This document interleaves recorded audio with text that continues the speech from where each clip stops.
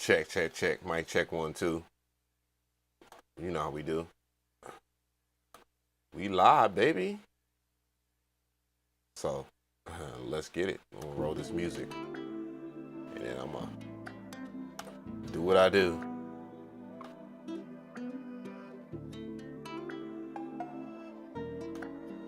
Oh, I might want to change the, the thumbnail.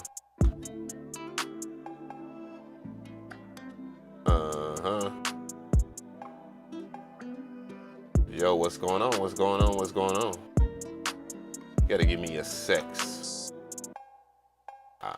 I started live streaming and I forgot to put the thumbnail up.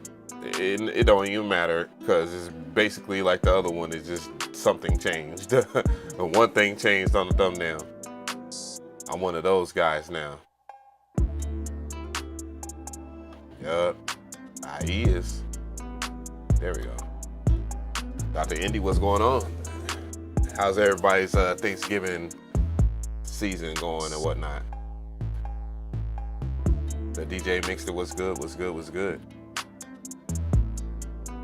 Everything good. Lord have mercy. Yeah, I know it's been a minute, right?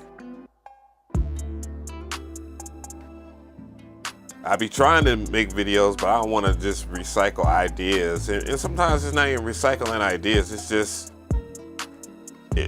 there's a certain kind of quality I'm kind of used to or whatnot. Appreciate it. Thank you for the 4 likes. Big shout out to the 21 people up in here right now. It is 46 degrees out here in hot Atlanta, to say the least.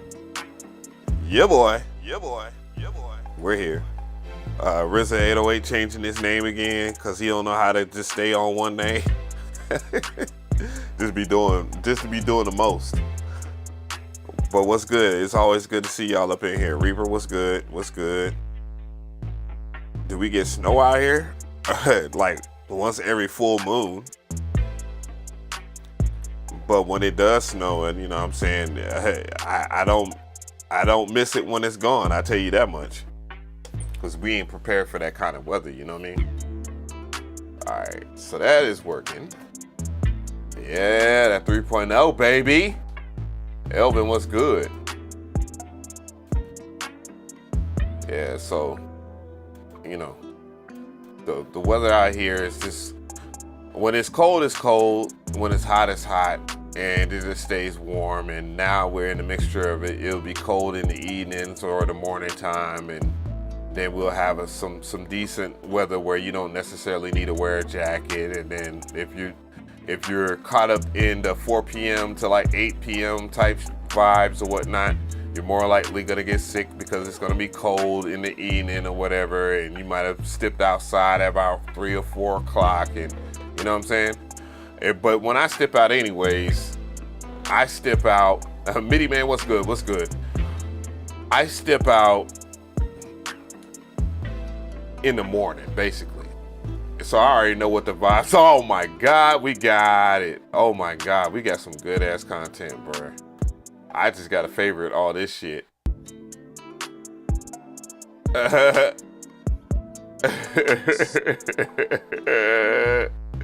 Yo, why is there so much Kendrick shit on my timeline though?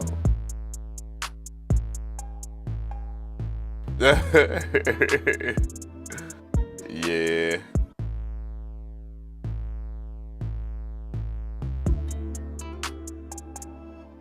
Oh my God. Man, there's so much stuff going on, man. What's going on there, Vision? Yo, why is my whole timeline like Drake on fucking Twitter, man? What type of shit?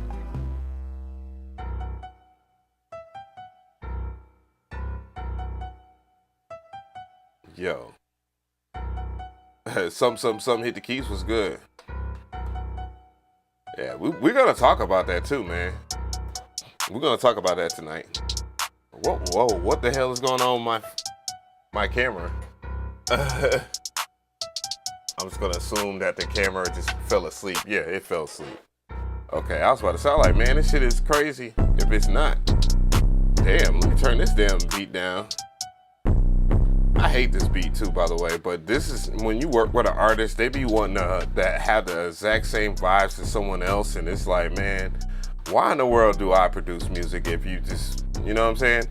I mean, at the same time, I can't hate on when an artist wants their shit to be exactly like another person's type shit, but dude, it gets kind of aggravating when you're trying to change the game, to say the least, you know? And I just feel, and I feel entitled to at least be angry at that. Man, old girl been writing me as if, this chick has been writing me as if I'm gonna really fuck with her tonight. I'm not gonna fuck with you tonight, boo. You on that bullshit. On that bullshit. Overlord, what's poppin', my G? I see you up in here. Gang, gang, gang, gang. Man, let me pull this up. I think I got enough battery to set this to the side here. You know, as I have learned, I'm start doing more organized streams. You know, if I can come off the cusp of or whatnot, but sometimes it's just not worth it. I think at a certain time, you got to be a little organized at a certain level or whatever. Oh my God, not an iOS update. Not right now, buddy. Okay, it's about that time, I guess. Whoa. Well, they trying to control everything. Talking about some Apple intelligence, nigga. Please. Just finished your first playthrough of GNX 10 minutes ago. How do you feel about it? Cause I'll tell you how I feel. Like shit, everything. I'll tell you where I was at and all that. I can tell you that. I mean, we'll talk about it in more detail, but I was at the gym. I usually go around, like I changed up a little bit. I started going real early in the morning because I get a big burst of energy. I don't know where it comes from. Shit. But I get a big burst of energy and then I just go in the gym, kind of, you know, do my thing and then get the rest of my day popping or whatever. So, and then, you know, that Friday or whatnot, I just happened to go to the gym a little later, around like 9 in the morning. And all of a sudden, because I'm subscribed to Kendrick Lamar's YouTube channel, I see a song called Whacked Out Murals pop up. And I'm like, okay, let me click on this shit. And boy, when I tell you it's been a minute since a song has delivered, boy, I was like, wow. And I was like, this is wow, but this is light work for him. You know what I'm saying? Like, this isn't nowhere near the quote unquote Kendrick Lamar standard that people have for him. But the record was so satiating. It was just so clean. Yeah, I like that song too. A lot of people, like I was watching Anthony Fantano react to it. Of course, you know, I got to do that, right? So I was sitting there listening to Anthony, and when he made the reference that it sounded like the beat sounded like a Fruity Loops beat, like your first Fruity Loops type beat. I like, damn, why was that the first thing that I thought? But I love that shit though. I love that song. I like that song. Tell them Kendrick did it. Oh yeah, I like that. And then Jay Hitter, I never heard Jay Hitter ever rap ever. I never heard that dude rap ever, but I knew it was him. Something just told me. Something just told me it was that. But yeah, that GNX album is very good, bro. Like, and then when I got to TV, Reincarnated, that's your joint. The Tupac rendition or whatnot. Now TV off, when I got the TV off, that's when I was just like, whoa. And then of course the meme or whatnot, mustard. Yeah, I was like, oh man, this man is turned all the way the fuck up. He understands the assignment here, and this is light work. I mean, for the most people don't even know the instant reference is, dog, this is whip music, bro. And a lot of people, they ain't on GNX. They thinking Cybertrucks and Teslas and all this other shit. But see, one thing I like about Kendrick, man, he is a simple man. You know what I'm saying? I can relate to that. Oh, SZA snapped on all her features. Yeah. I thought everything that she did on the album was pretty decent. There's a song, the song that comes on after TV Off, which is weird. It's just weird, like the energy change. I'm not accepting that, but I accept it because I understand the assignment there. Like the whole old school Zappin' Rogers kind of vibe, man. Like, dude, I can ride to that shit. No, not Peekaboo.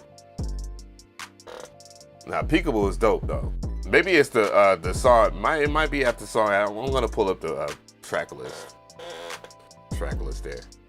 I almost streamed that day too. I almost streamed that day.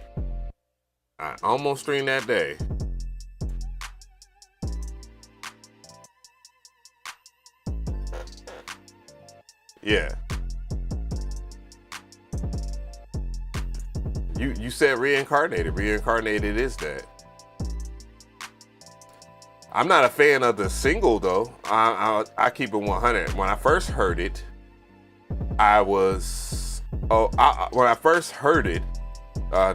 before Not Like Us or whatever, the internet, we were promised November 26th, the important update for readers in the United States. You deserve an explanation. Please do not skip this 1 minute read. Tuesday, I'm gonna show y'all what I'm reading right here. I'm reading this right here. Y'all can't see the whole entire thing. It's okay. The internet, we were promised the place of free, collaborative, and accessible knowledge is under constant threat. On Wikipedia, volunteers, we work together to create and verify pages you rely on, supported by tools that undo vandalism within minutes to ensure information use. They've went through this before. It seems like they go through this all the time, and it's like that's their way of like getting people to spend money with them. With all the respect, get out of here. Get out of here. Get out of here. Yeah, get out of here. Pop up. Come on now. But yeah. So all right. So this is the track list for GNX right here. It's Whacked Out Murals. Whacked Out Morals. It's crazy. Squabble Up. I'm not really a fan of it. I do like the blend of classic electro tracks with that. I thought that was dope. Luther. I'm gonna keep it real. This is not my favorite song at all. I don't like the song Luther really like that. I think it's a cool song. It's not trash. It's just not something that I would technically want to hear. Yeah, but I ain't gonna even hold you. And maybe it's the fact that for the sake of argument, for me and for people that do like the song Luther, that they enjoy the overall joint. But for me, bruh, if I was to flip that sample, keep in mind, I've always looked at that sample. I've always played it in my head. I'm gonna do it too, just for the strength of content. But I wouldn't have grabbed that part of it. That's the obvious part of that Luther Vandross record. You know what I mean? So, but I do like it. I understand the assignment. I like that he called it Luther. The Man at the Garden. I like that joint too. That's cool. Hey Now. It's cool. Reincarnated. I thought it was alright. TV Off. That's just a banger, dog. It is what it is. Okay. Dodger Blue. That's cool. Peekaboo, that's fire. Heart Part 6, that is absolute fire. GNX with the the first, this is my first ever FL Studio type beat. That is dope. I like that. And Gloria, love that record. You know what I'm saying? He made that record easy for people to understand what he was talking about. Because I mean, he was just like the pen is my bitch type shit. Yeah. So I like it. The album in itself overall, there's not much I skip. You know what I'm saying? Even the Luther record and Squabble Up, I can deal with it if I was in the middle of of a set in the gym or something like that. I mean, this is just my humble opinion about it. You know what I'm saying? Just let me know how y'all feel about it. What is your favorite record off of GNX? Because you already know the vibes. I will dig in and break it on down. You know, big shout out to Mustard, by the way. I did see that he gave me a shout out. I do appreciate that. All my West Coast homies. I'm just looking at the chat right now. Pops was good. Damn, it's been a long time. I'm ready to make music again, Av. Me too, man. Me too. Cap was good. I see you, my guy. Roach was good. Kendrick probably gonna drop another project before the Super Bowl. He doesn't necessarily have to. Dude, this record in itself, all the songs on the album are charting. I believe, and this is what, you know, this is what we're gonna talk about today. We got a whole bunch to talk about. You know, I'm gonna go and do the use, you know, because I got a set agenda or whatnot. But, you know, we're gonna talk about a whole bunch of shit, bro. Especially the whole Drake suing UMG. Like, what the hell is that about? Brody, like, dude, who does that? I'm not gonna weigh in on that anymore. But yeah, we gonna talk about that. We're gonna talk about the OPXY. I actually did a reaction to that. I did the video, it was ready to go, and then I thought to myself, like, maybe I was a little too wild on this one. I'm not gonna do that anymore. I'm gonna put out the one side of the content, and then I'm gonna put it out for the members from now on. So, you know what I'm saying? If you really want the spice of the spice, you just gonna have to be a member of this channel, for real. So that way I ain't gotta worry about randos and their off-kiltered. Big shout out to the 19 likes and 67 people up in here. So I ain't gotta worry about none of the extra goofy stuff. Suing is not hip hop. Suing is not anything. You can't. Suing is not gangster, and that's what the facade that Drake has put up. That's more like on the Aiden Ross is his homie type shit.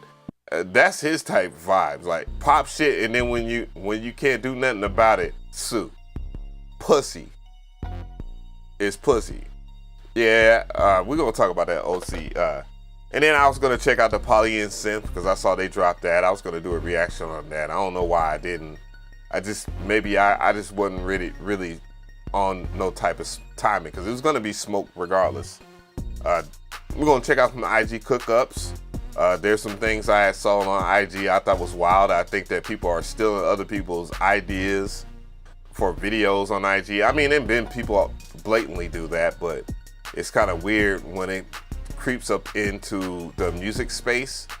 You start to look a little funny when you do shit like that. You know what I mean? We talk about this Metro Boomin lawsuit or whatnot, and big shout out to Metro Boomin because I know he watches. So, you know, I'm not gonna be on no extra shit. I know, and I would be sad if he was upset with me because I got, you know, much love for him. So I don't want him to be upset when I do my live streams, okay? Or when I do reaction content. Metro.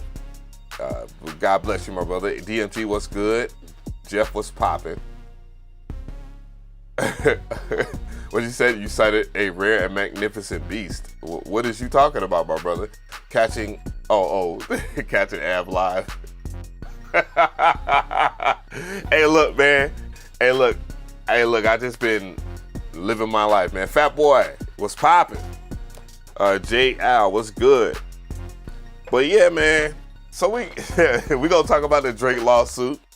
We're gonna talk about the Kendrick album a little bit more. And then, you know, I'm gonna peel off into the grown folk type shit. So that, you know, I don't know. I'm still thinking about that whole Twitch thing. A lot of people don't get it, but let's go ahead and do some housekeeping here. Big shout out to everybody that has purchased the Masterclass at DJ. Damn, I said DJ Mcree, bro. That's the old site. 16levels.com. 16levels.com is tied to this McRee channel. This is a business that I founded with other people within our space, and we kind of collectively made a store where you guys can get your sounds and get educated on the MPC. Of course, I handle all the MPC Masterclasses.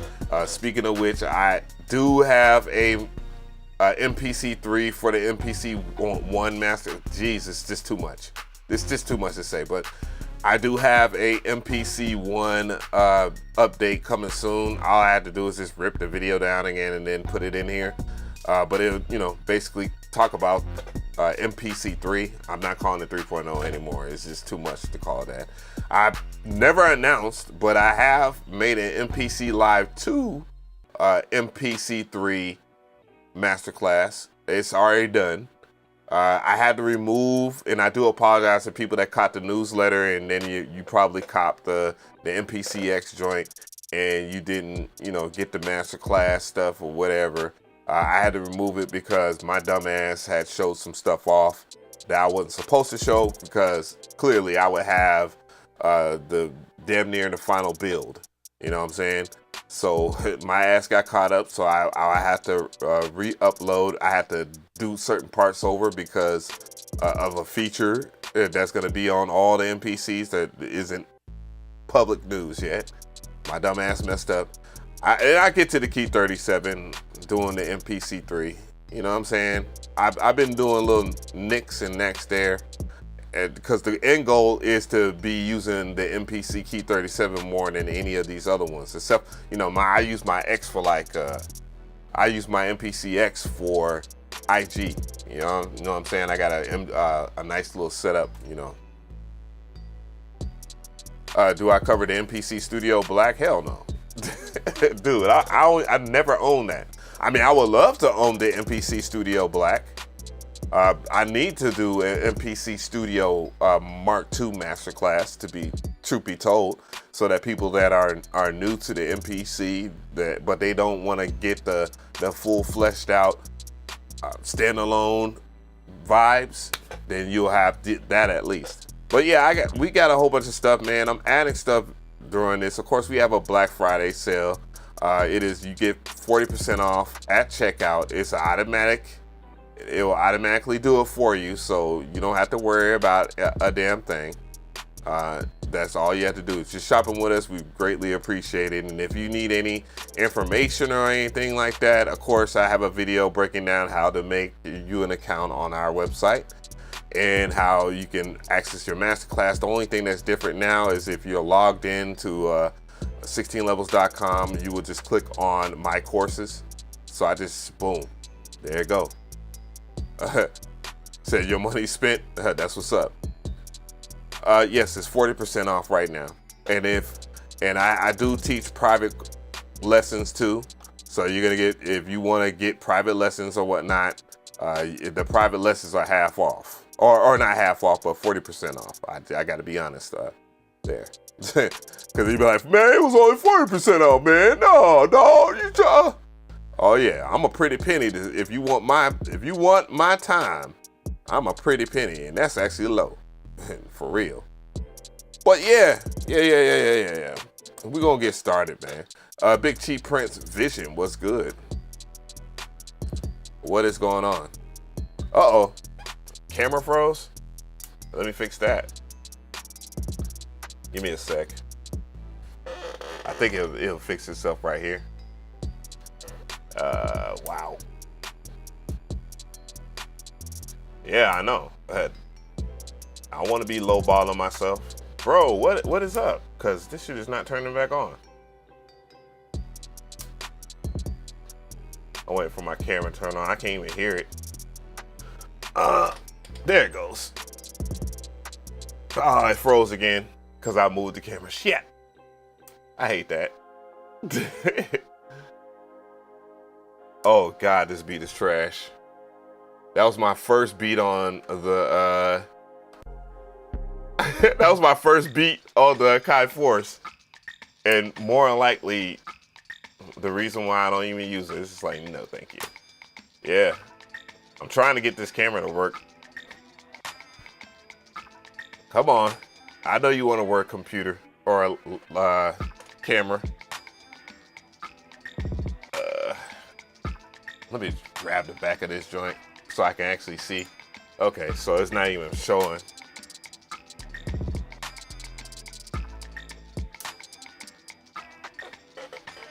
There you go.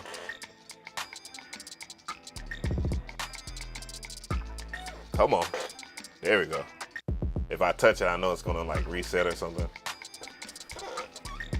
Okay. You wanna stay focused? Oh! We not back. Damn. Anyways, I just get on the MPC. Yeah, this camera's acting crazy. So, anyways, happy Turkey Day to you.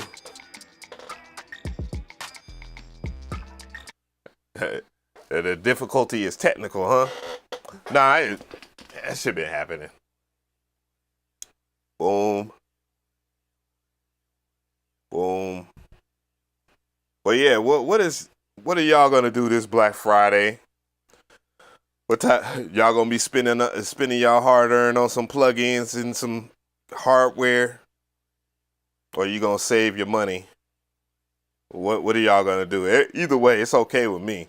I will be doing videos on Black Friday deals and shit like that. Of course, I think I'll start tomorrow. I was gonna start on Monday, but look, I've been doing the exact same videos for I don't know how many years. Hey, let's see here. So I have nothing in these pads. We're gonna make a kit because I much rather make the kits these days. So I'm going to my places here. Ow! I had that a little way too loud. There we go. So I must have saved something in. I'll erase all that later. You can erase stuff. I think you can erase stuff by pressing and holding shift. Yeah, I can delete you can delete the files by pressing and holding shift. But it'll still take a long time, and then there's a chance that you might mess up. So I think it's a little better to do that on the computer. Like you just put your SD card in there or connect your MPC Live 2 or whatnot. The MPC one actually can connect to the computer. I did not know that. Or I'm thinking about the key or the One Plus in the Key 37. I don't know what they did different or whatever, but they changed that up. So where am I gonna go with this? 707s.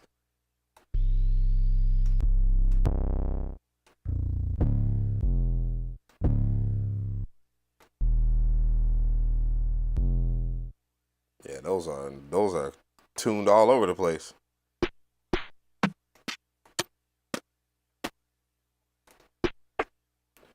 And we're gonna get up out of that. We're gonna do something a little different, or maybe not. It's not gonna be that. Oh, I ain't know I had Globots in here. Boom, boom, boom.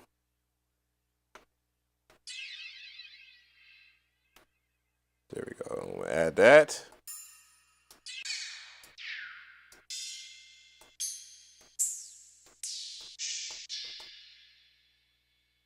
Outside, y'all can hear the drum machine or no?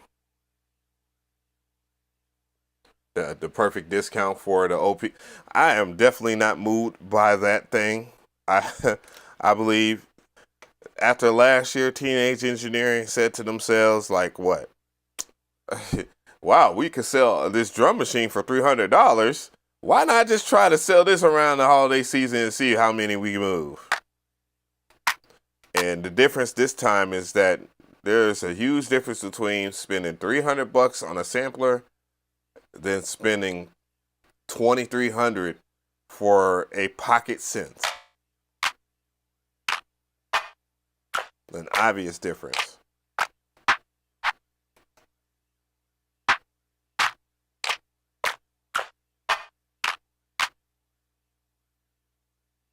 I like that clap. Now let's grab a snare. Dreezy alive, top dog. Yet what? What in the world are you talking about, Wagger? You had a couple of drinks, my guy. Shit.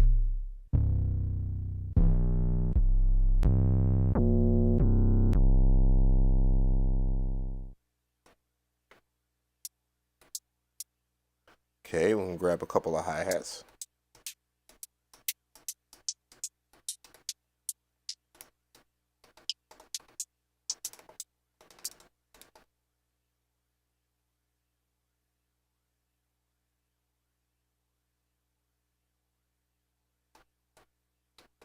Okay, I think that will do it for the hi-hats. Did he call top dog? I don't know. Do I fuck with the do I fuck with the EP 133? No. I'm gonna tell you the reason why I guess I stopped messing with it. One, I realized that I don't want to make beats on something that has only 64 megabytes. And here's why.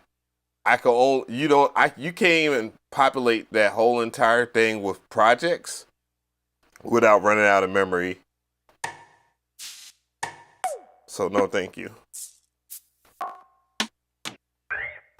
I'm probably gonna sell my shit. Okay, I like that crazy perk there.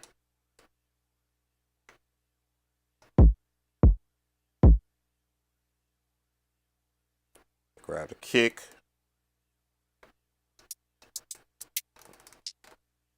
Nope.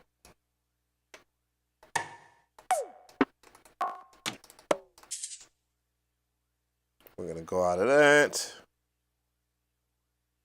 Glow bots.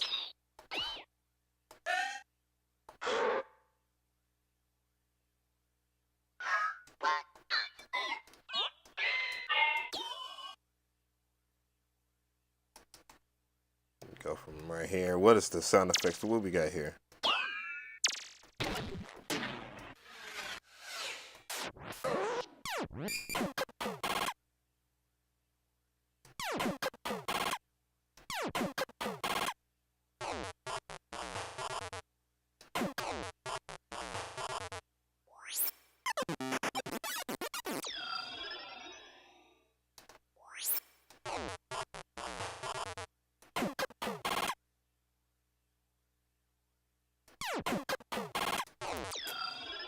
I'm thinking about it.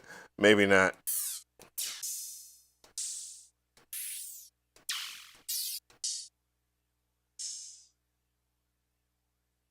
I will grab one of those. I'll grab that one.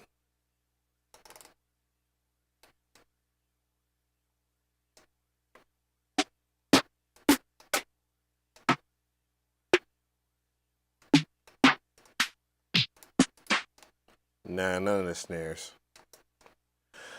I think I got everything I need for the first part of this kit.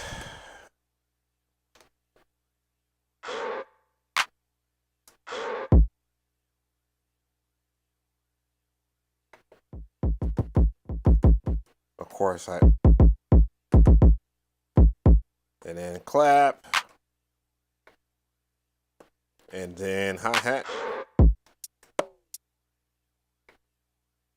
and then I'll put my other hi-hats up here. I will put that maybe right here.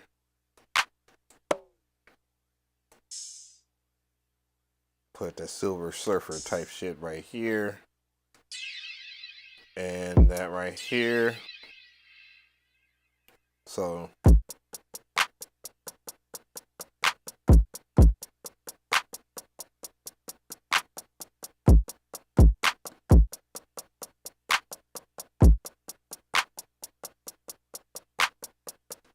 okay.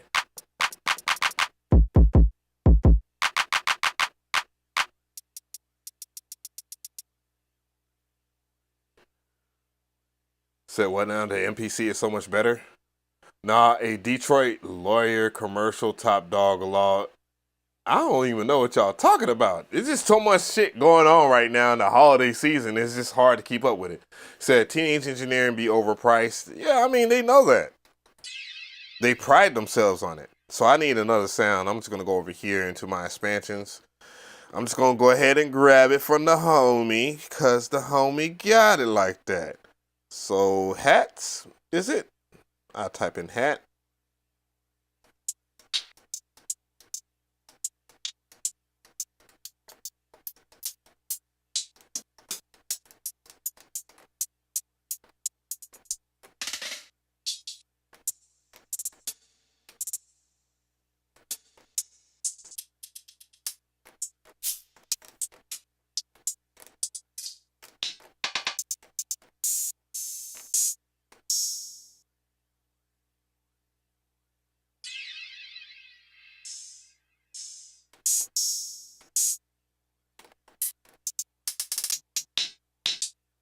Oh, you know what? I found out a trick too. That was not around in 2.0. I believe it's in 2.0 now. But dude, there's a feature if you want to do hi-hats in a way, like you want to chop up your hi-hats as like we do or whatnot. It's a crazy ass feature that allows you to do so. It's a crazy ass feature. Now it should be here.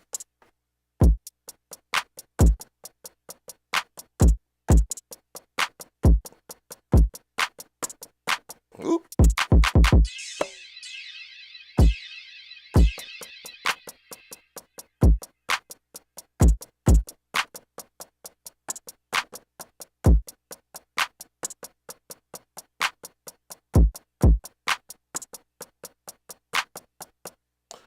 Oop.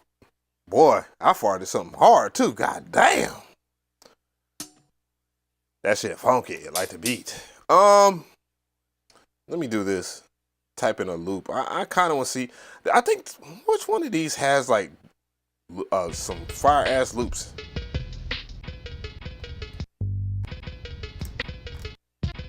Why does it keep on doing that?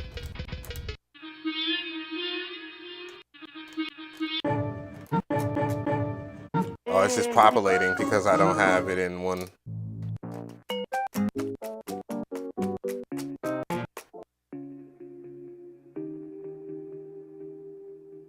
Maybe this one.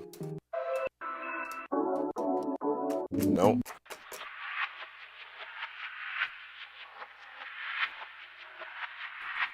I might work with that. Put that in this pad right here.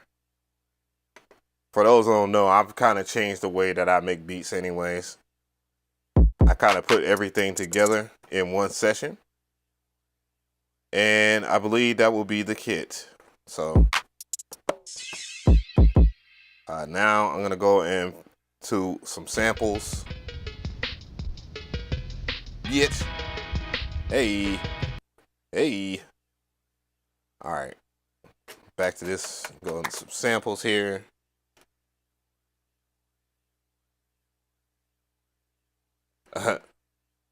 Yeah. I know I ain't been upset. What up with expansion packs you recommended us getting for these Black Friday deals? What's the deal about them? Shit, I mean, I still use them. I still use them. The last video I made was what, last year, I guess? Maybe? Yeah, had to been like last year. But yeah, still that. I still rock with them too.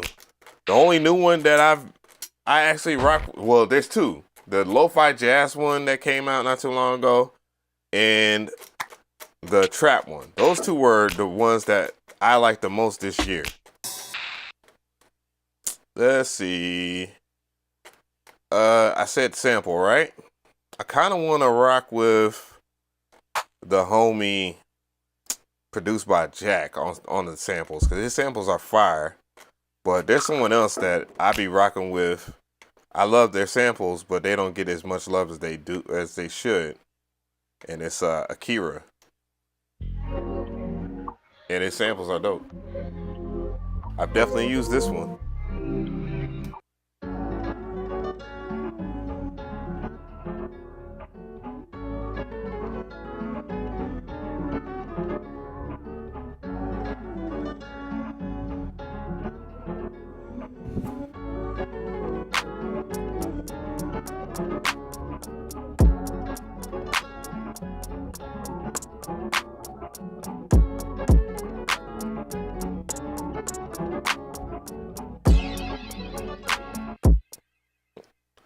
I like that, but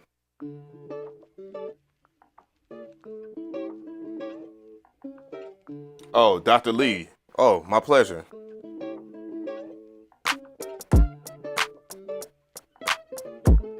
Oh, damn.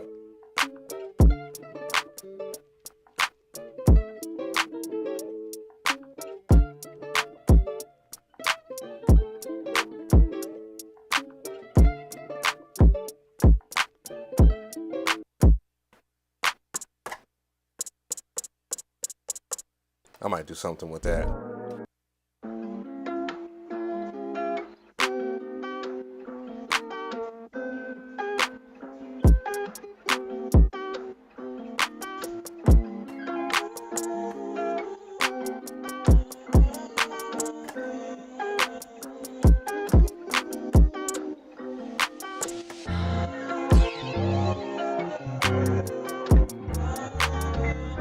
It's got a weird sample.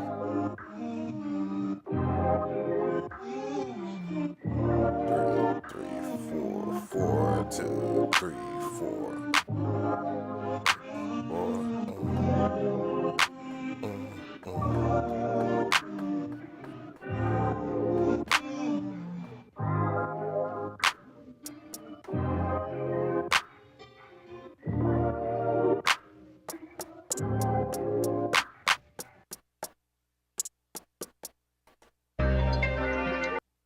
Definitely went demon time on that.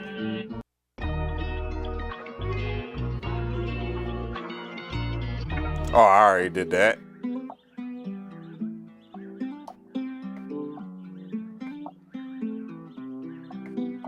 Ooh, yeah.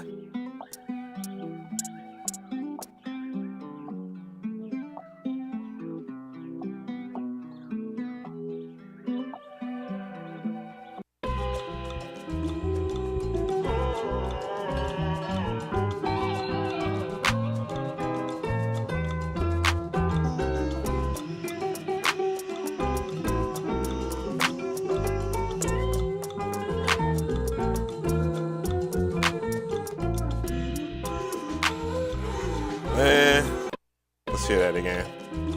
4, 2, 2, 3,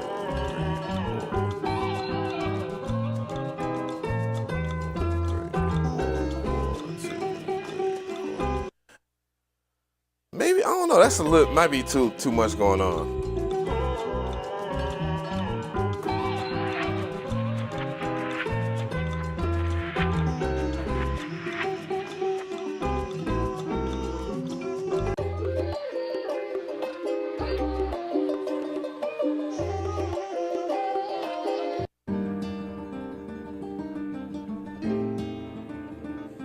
Nah. I already went ape shit on that.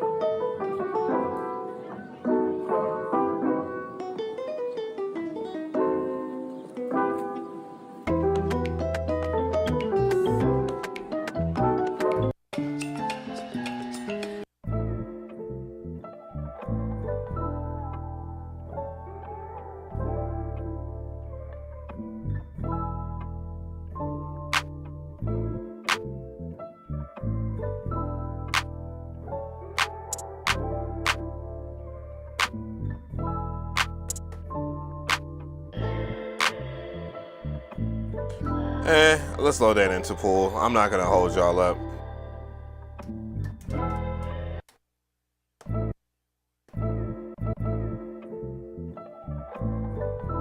And I think it's cut perfectly, right? Hopefully.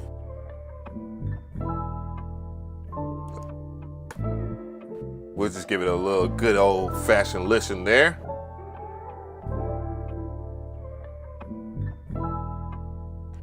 A Dr. 727.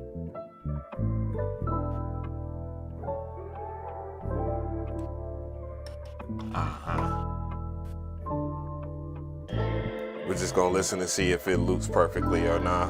What if I gotta trim it or whatever? That's cool.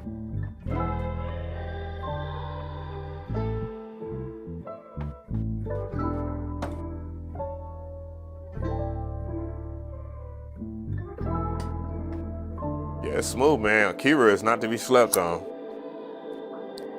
I don't know why his sample packs don't ever like they don't sell on the website, and I'm like, bro, that's I don't know. That's I smell foul play.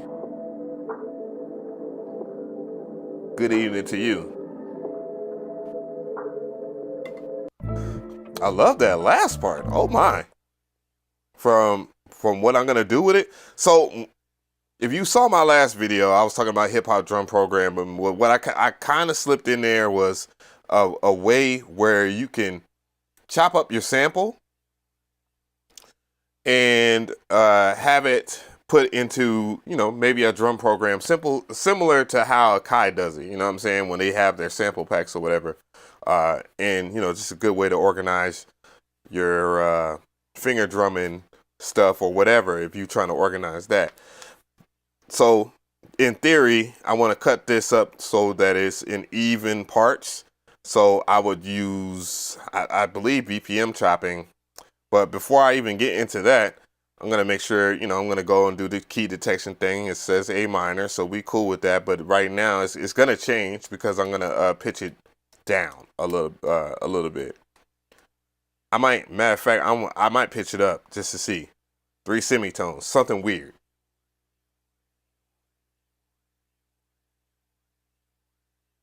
Wagga into the Dolomite. Wagga was he was an extra in Dolomite, period.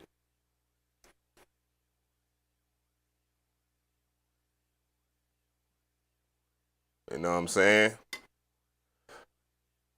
It goes through its little process here. You know how you know how I do. It take forever, ever. Yeah, I'm gonna make this shit. And then, well, I'm probably gonna end up, and I think what will help him out is if I do like some kits for him and do an expansion. You know what I'm saying? And use his samples or whatnot. Give him credit, of course. You know, so he gets his just due and his payments, because that's what matters to me. Let's go ahead and, I guess, type in 91 BPM. Would that even matter at this point? Yeah, whatever. Then we'll go to BPM chopping. I believe 1/4 would do it. Yeah.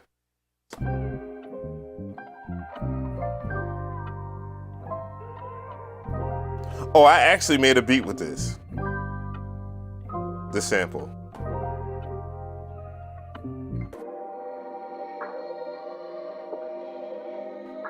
All right, let me count it. 1, 2, 3, 4, 2, 2, 3, 4, 3, 2, 3, 4, 4, 2, 3, 4, 5, 2, 3, 4, 6, 2, 3, 4. No. That would not work. That ain't gonna work at all.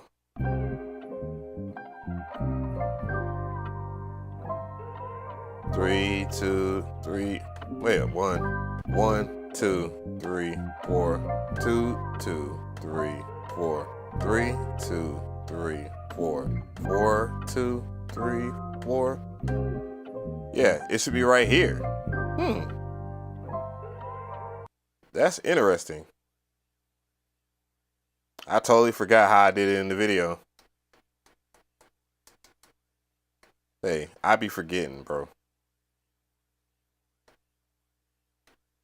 So I'm gonna go to region chop, because that should be 2, 3, 4, 2, 2, 3, 4, 3, 2, 3, 4, 4, 2, 3. No. No way. Interesting. Because that's way too much.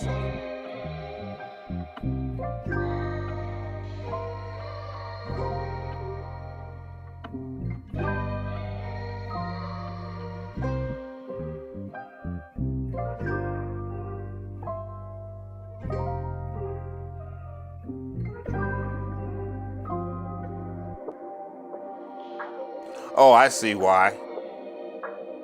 In his case, it's not that, so it would be this.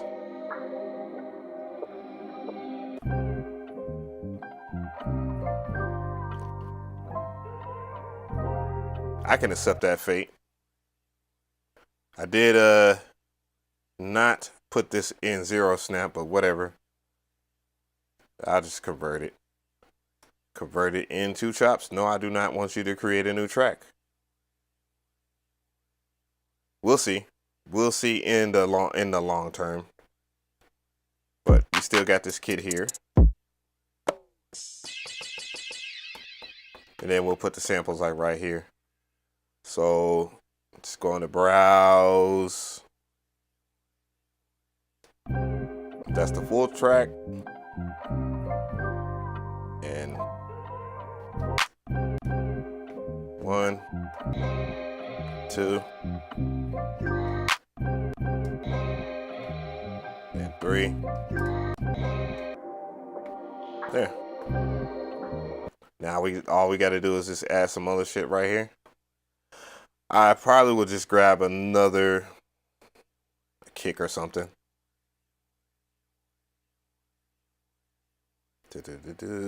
Kick. Oh, what's that kick, bro? A million kicks in a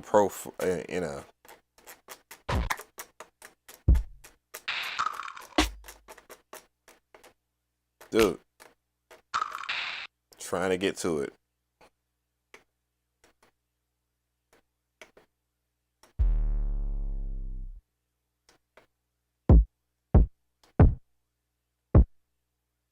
Do that.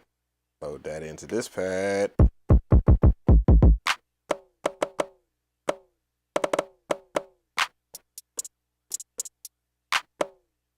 I will replace that sound with some type of snare or something, maybe.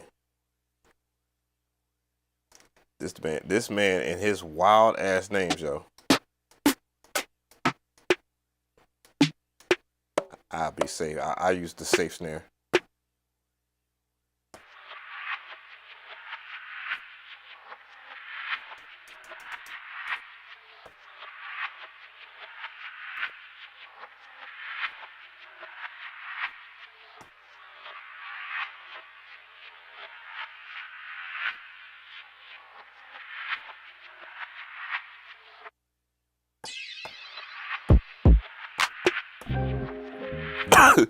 Pardon me. Oh, it does. Oh, I didn't know that. Okay, so that's correct because I'm at 90 BPM right now.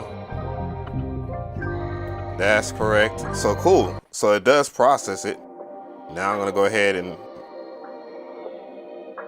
add the mute groups. 1, 1, and 1.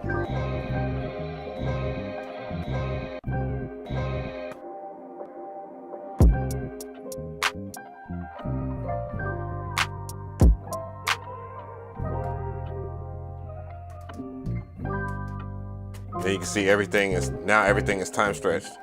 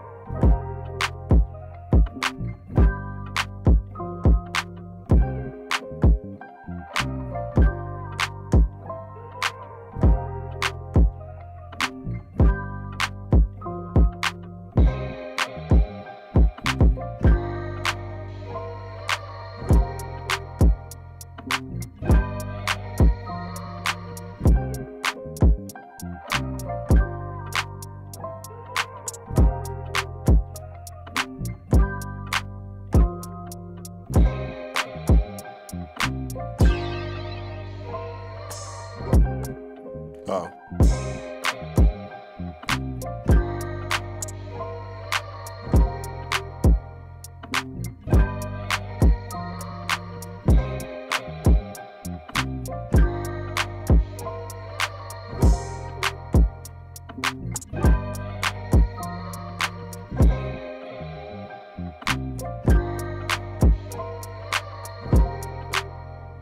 I guess. there anything I want to do? Oh yeah. Well, one, I want to color this joint up, man. Because I'm not about to be sitting here guessing what is what and all this other stuff. They got a little bit of a bug right here in the older version of the beta, where you have to go back to pad or something like that to get the pad to work a certain kind of way. I pointed that out already, so it'll be fine. Okay, and then make these purple.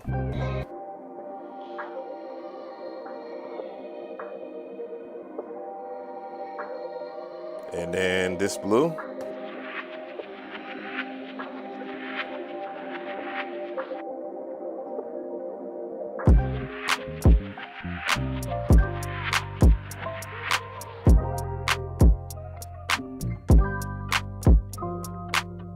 All right, so now that I finger drummed right here and then reset the colors that I laid,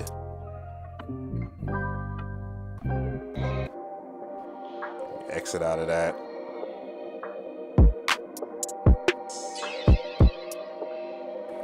Yeah, but yeah, that's kind of the vibes I've been on as far as like setting up stuff.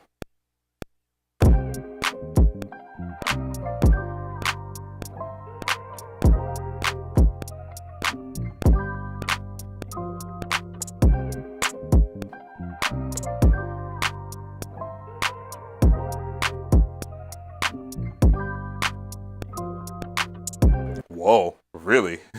I probably was that off too.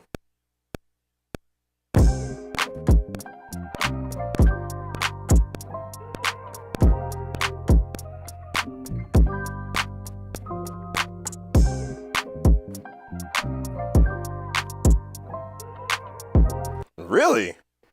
Let me make sure. Okay, I'm just off. So you like the 8/8 splits on the pads? Yeah. Still love my MPC 2000.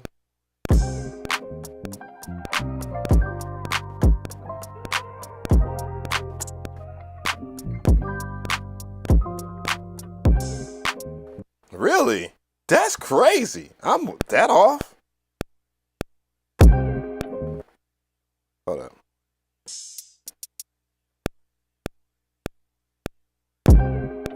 Oh.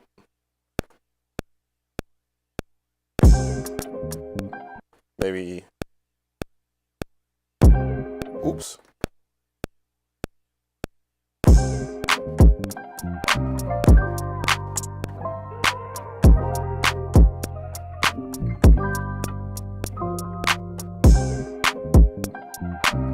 I know I was off that time.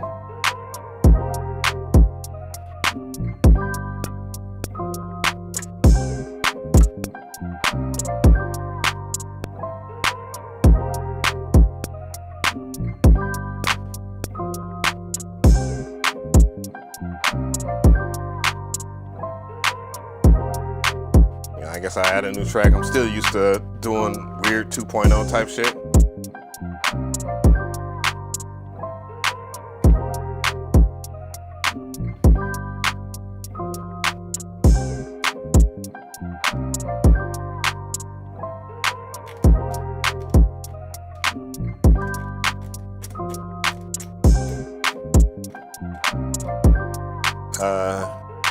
Yeah, I forgot. Oh, it's called Sub Factory.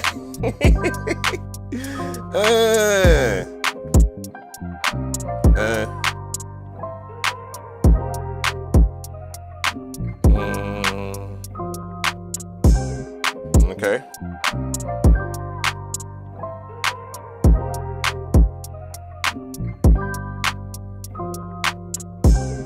C minor.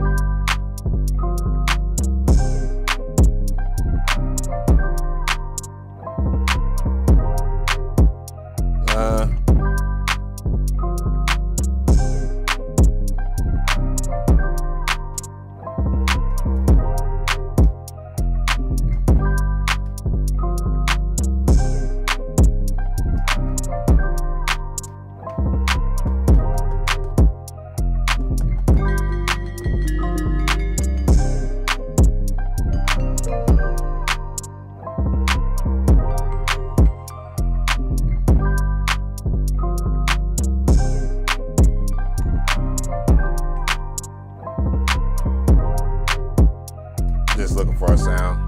Oh, appreciate that.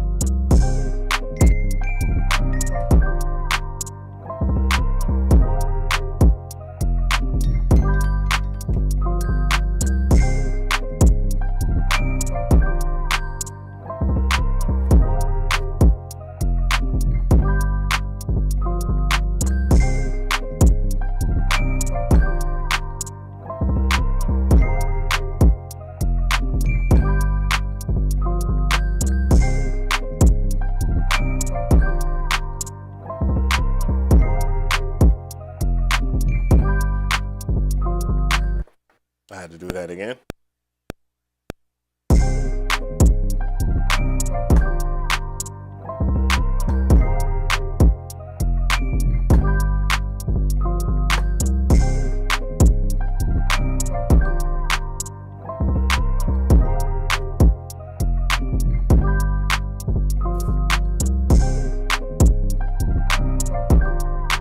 One more plug-in and I'm done.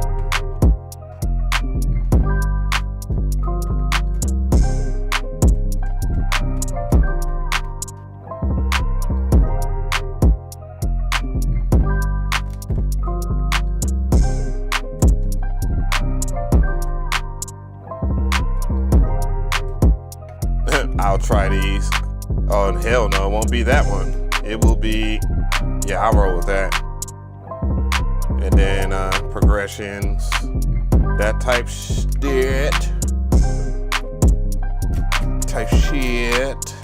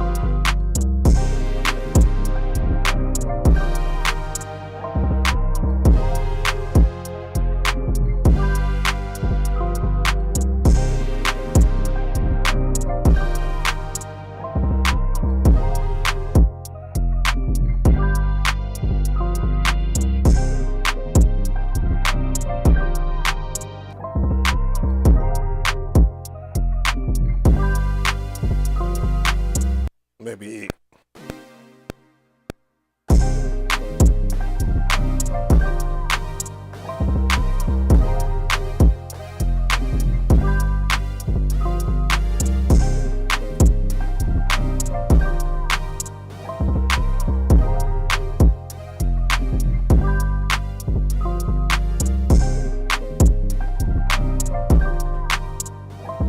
my thing, am I gonna get something on Black Friday?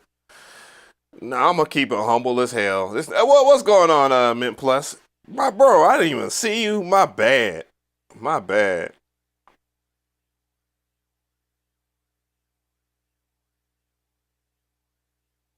Yeah, so, but the only thing I don't know, shit, what is there for me? What is Black Friday for me? It honestly, there's not much that I want. Bro. I'm keeping it 100. I've looked. That's why my Black Friday, I was like, bro, I'm not about to sit here. Cause okay, every year I talk about plugins, right? I talk about these damn plugins and everything is supposed to be copacetic and all. No, it's like what was the last VST plugin I desired? You know what I'm saying? Now, what I have noticed, and one thing I do like, there's a lot of people that, you know, they're content creators and they've gotten to their own space of making their plugins. I definitely want to talk more about them than I do want to talk about like something like Isotope. So you gonna cop a bass guitar? That's what's up. See, I got like 4 bass guitars. Maybe not 4. I used to have 4 or 5 bass guitars. Now I have 3. Like I have a 5-string, I have a 4-string passive, active, and I have a passive.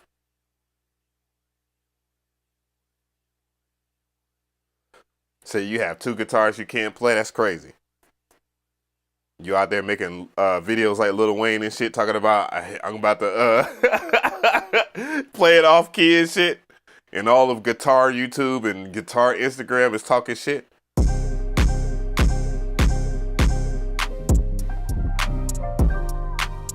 Maybe this sound.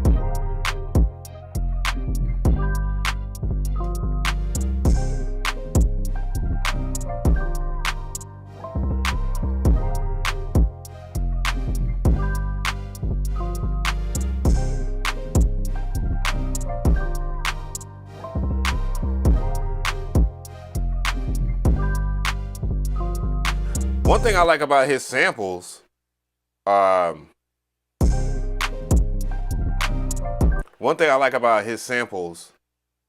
Akira, I give him a shout out at the end of the cook up or whatnot.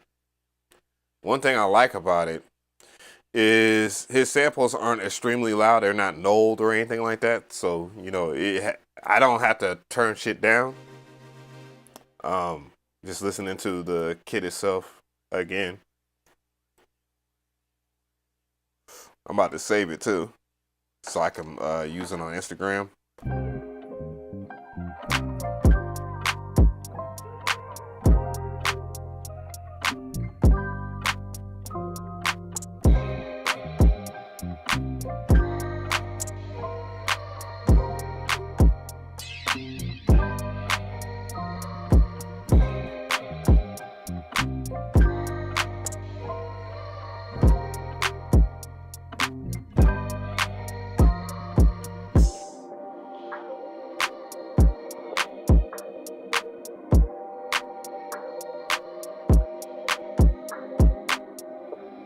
I think I need to put like some bass right here.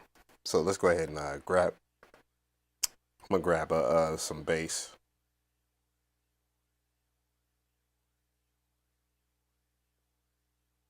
Let's see. Maybe let's see. What kind of 808? I'll probably use some shits I made. Nope.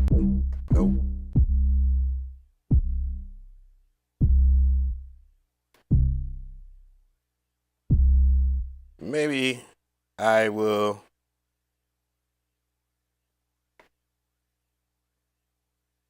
put it in all 3 of these slots and then tune them. Let's go in here into track edit,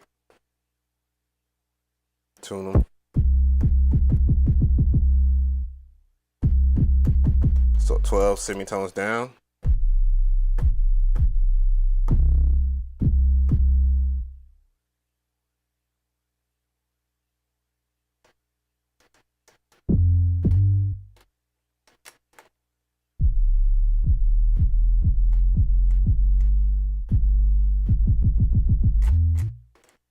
Let's see.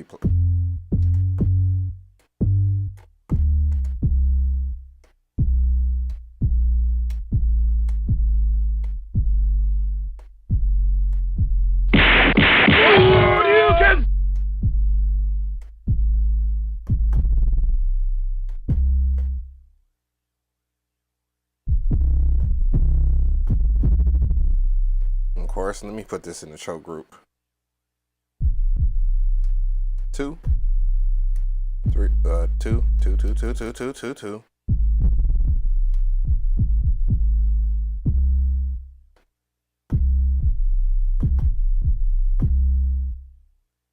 And then let's tie this. This is another thing too. A lot of people don't use simultaneous play. So tie this to kick 1.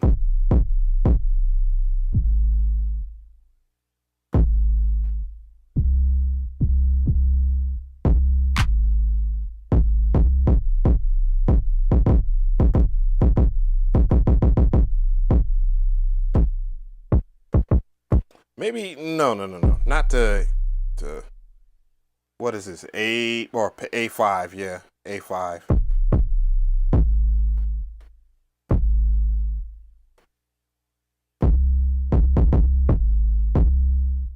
A5.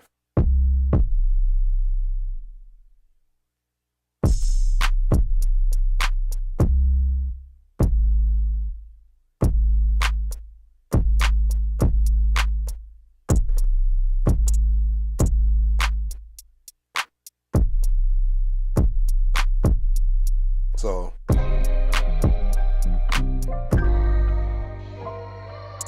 oh, no, it'd be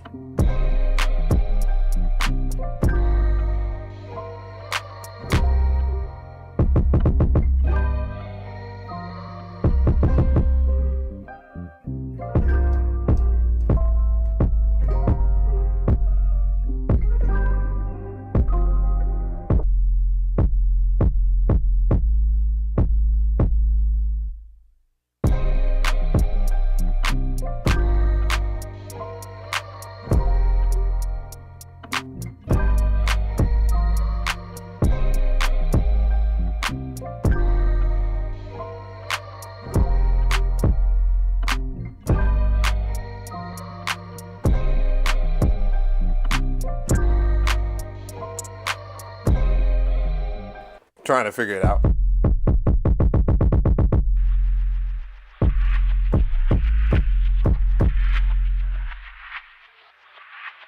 I'm probably not going to use that at all. And now you can, I will just mix it. So you can go into the pad mixer here.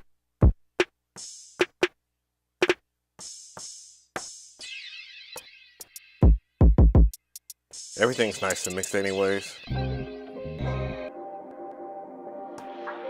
Probably this I will turn down a little bit. The old Paxer, oh damn, the old Paxer, the old pad mixer screen. Oh my God, I used to hate that with a passion. Boy, was that a pain in the ass.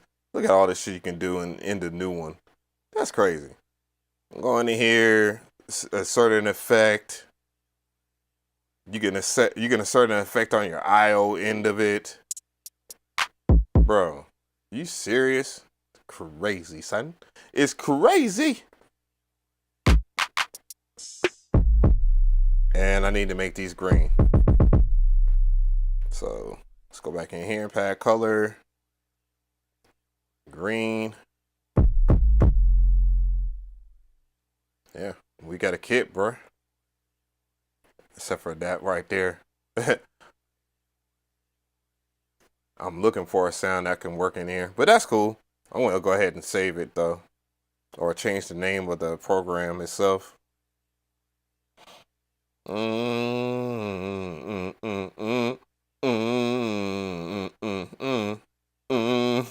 tripping. Hip hop.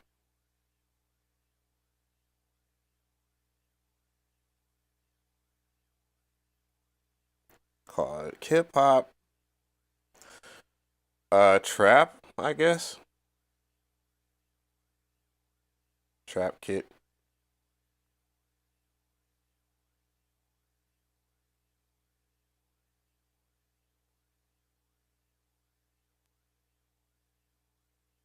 And what BPM we're gonna rock with?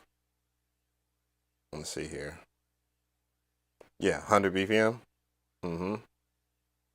Even though it's like originally 90, but it's time stretched. Yeah. Whoops.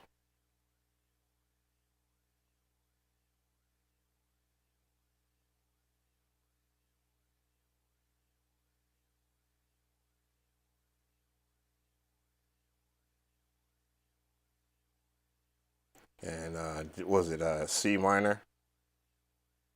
So C lowercase m. There we go. Do it. Now let's save it. All you have to do is save it under new project. No, save. And then save drum program. Because, you know, drum programs, they're not there anymore. Head ass niggas. Say this under my drum programs. Boom. And then everything's good to go. What's going on? Hey. Oh, you got a jet? All right, then. Good to see you up in here, Cap. Happy Thanksgiving to you. Create something on the MPC, go back and play it real live bass to be the bass parts. I know someone was asking, would I work with any artists now? Who said I wasn't working with any artists? Just because I haven't been making videos and stuff like that on YouTube don't mean I ain't working. I've been working. I be in the studio, dog. I don't talk about much of nothing. Why should I go on Twitter to rant about if I got a placement or not? You know what I mean?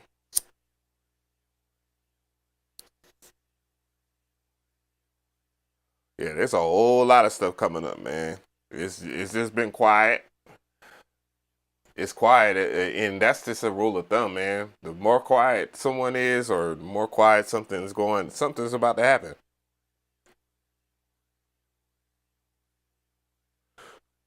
Pause, Jeff. Pause. No Diddy. Yeah, I be working, bro. Plugins versus hardware.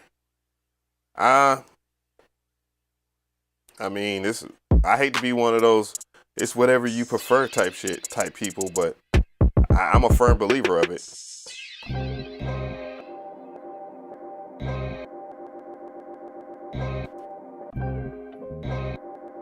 Oh yeah, and if you have pops in your chops or anything like that, like After the Effect, I mean, if you know, but you can smooth them out. So I got a pop right there, so got rid of it. Got a pop right there, get rid of it. Big shout out to the homie Ski Beats, man. You know, legends like that, they teach you things that you never would have known. And even though I don't have a pop here, I want to make it smoother. So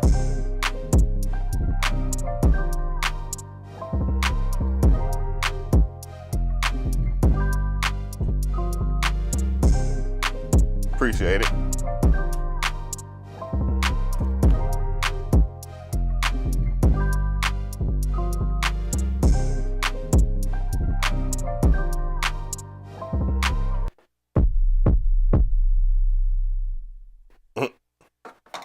Does that work? Well.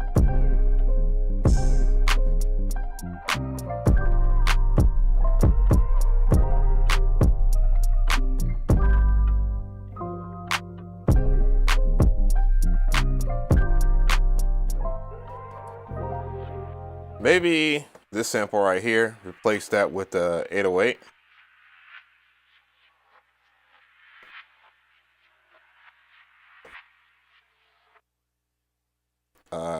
Which 808 did I use? The Coach K? Okay. Why does it work?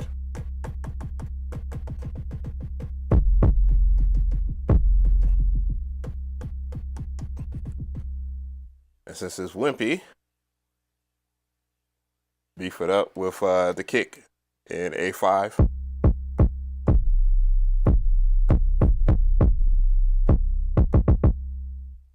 I'm adjust the level here.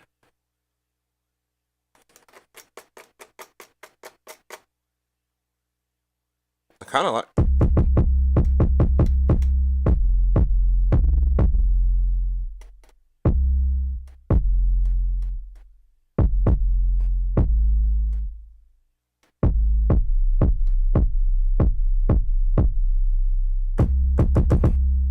Menu. Oh, well, yeah, that's fine. Well, that's fine too. What? I did not know you could do that. Wow. So that's A new feature I just did not pay attention to. I'm gonna add that to, I believe it's mute group number 2.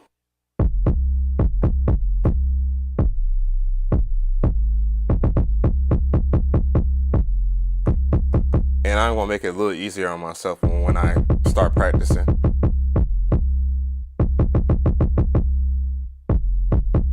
So -7 here.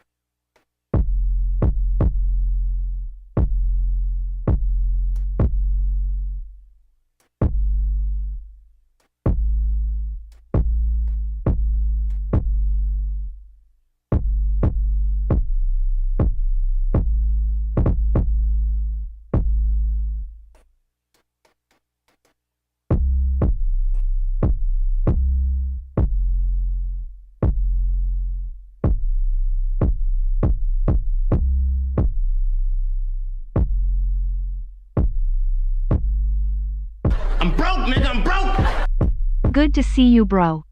Appreciate that. Appreciate that, Zek. I'm in here. Big shout out to Brazil in the building.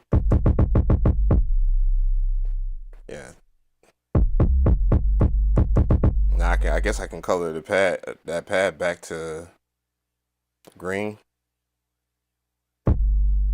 Okay. And I'll make this blue for like a loop or something in the future. And then just save it again. Boop.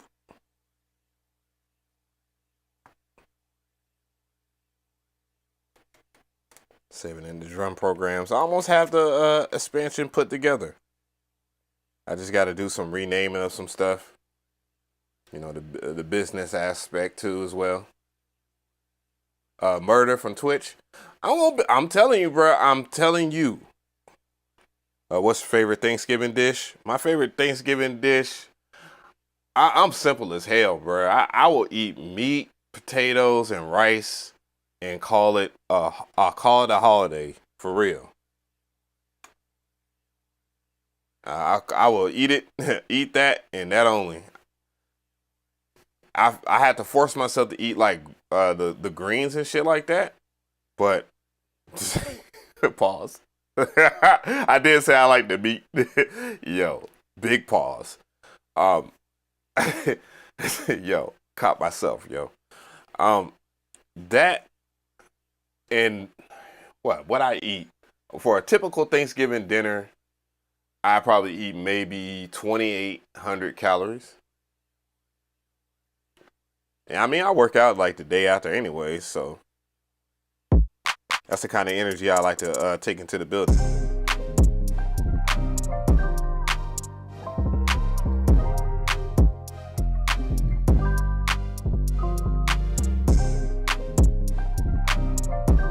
Yeah, cool. Kit, beat done. Yo. Oh yeah, dog. So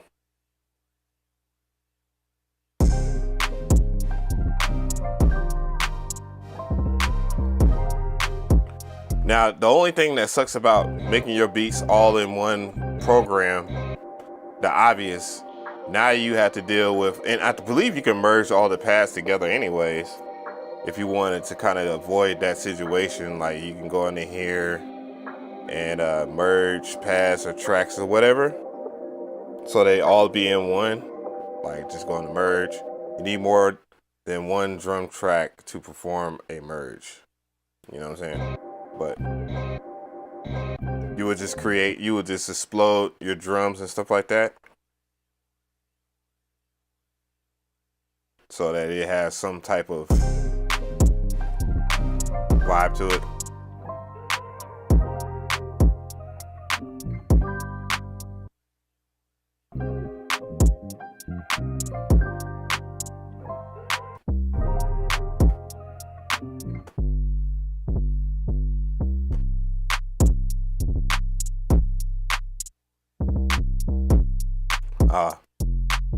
I wonder why. Oh, because I have it on event. Yuck. Ew. Ew. Brother, ew. Why was it? I guess because of the video.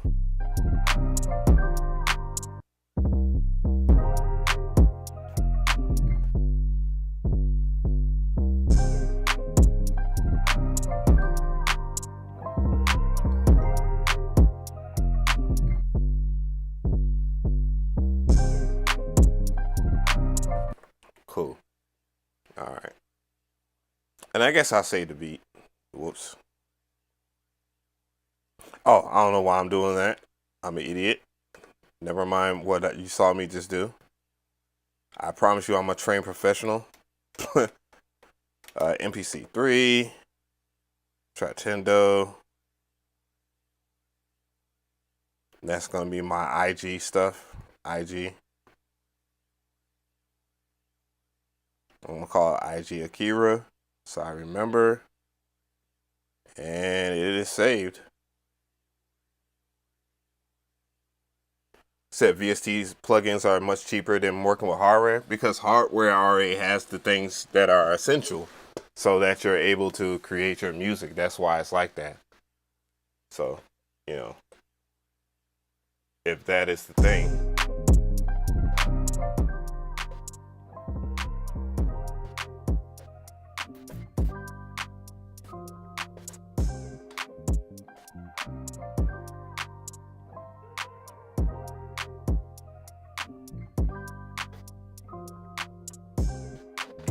All right, give me a sec. I'm gonna switch the cameras.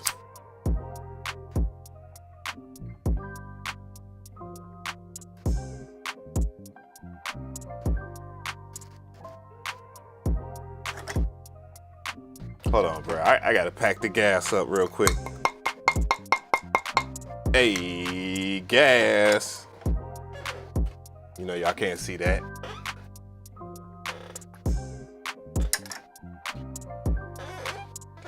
I know, did I even pack?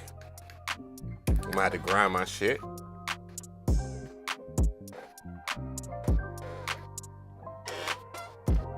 What's it, 11:25? We'll be good, we'll be fine. This is way out, yeah, I gotta hit the homie up, you feel me? Gas, gas, gas, gas. Swim, swim, swim, swim. Get gas, get gas, get gas, get gas. Got gas, got gas, got gas. The 826 over here. What, you on the West Coast, nigga? I thought you, what? I thought you was in Jersey. Reggie is crazy. Why in the fuck would I be? What the fuck is Reggie? What you talking about? We'll know what that is out here in Atlanta, bro. And we ain't even got. It's not even legal out here. What you talking about? So you know we got the bump.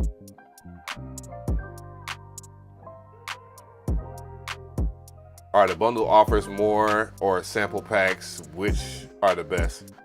Well, I'm gonna show you. Oh yeah, that reminds me. Well, let me pull that up. So the samples I'm using are these right here. If you go to 16 levels or whatnot and you type in Akira, it'll pull up his packs. I believe I was using the Akira Volume 1. Yeah. 40?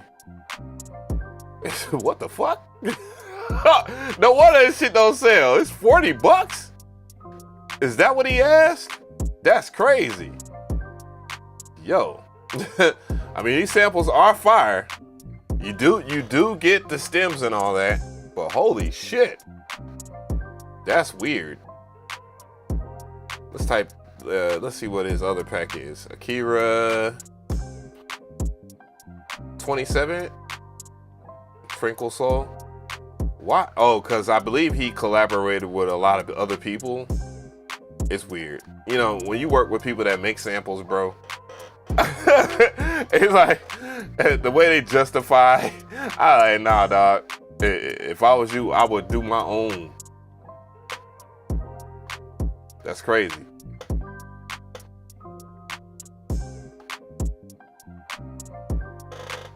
But either way, if you do get any of the packs over here, we got deals over here. We got bundle deals and stuff like that. I believe Akira might have a bundle deal over here. I don't know. Maybe not. I don't think so. No, not enough.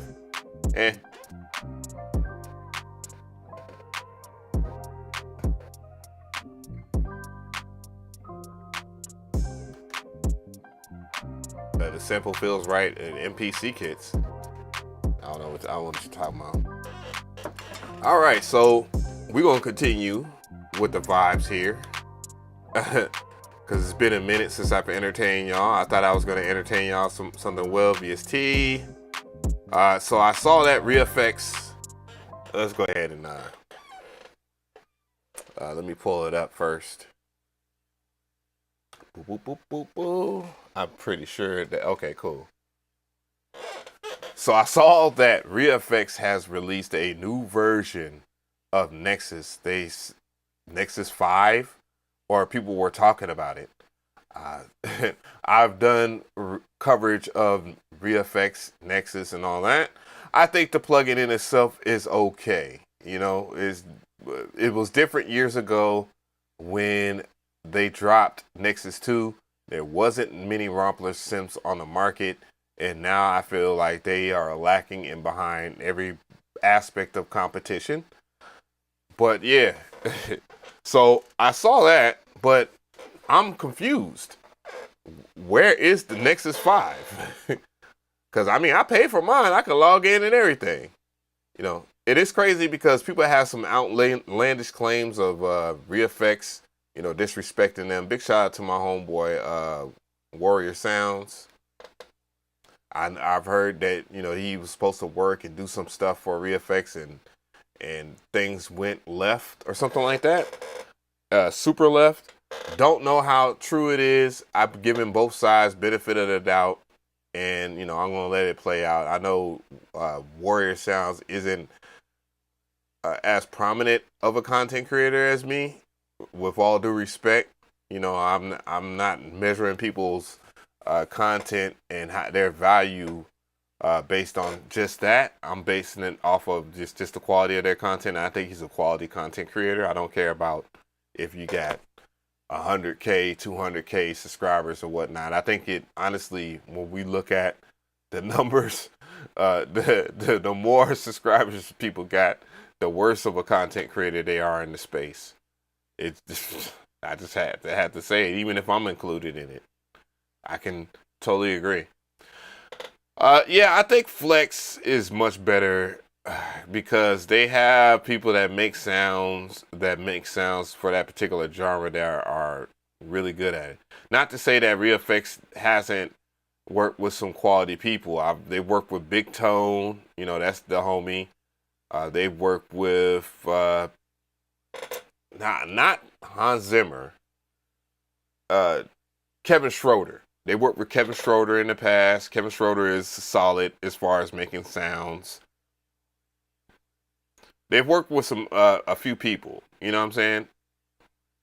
So if it's worth it to you to get it, then it's worth it to you to get it. I happen to not use it anywhere near as much because there was another plugin that I spent around $300 for, and it was made by Korg. And guess what it was? Korg, let's see. Not Korg Gadget, but Korg, I got that software, of course.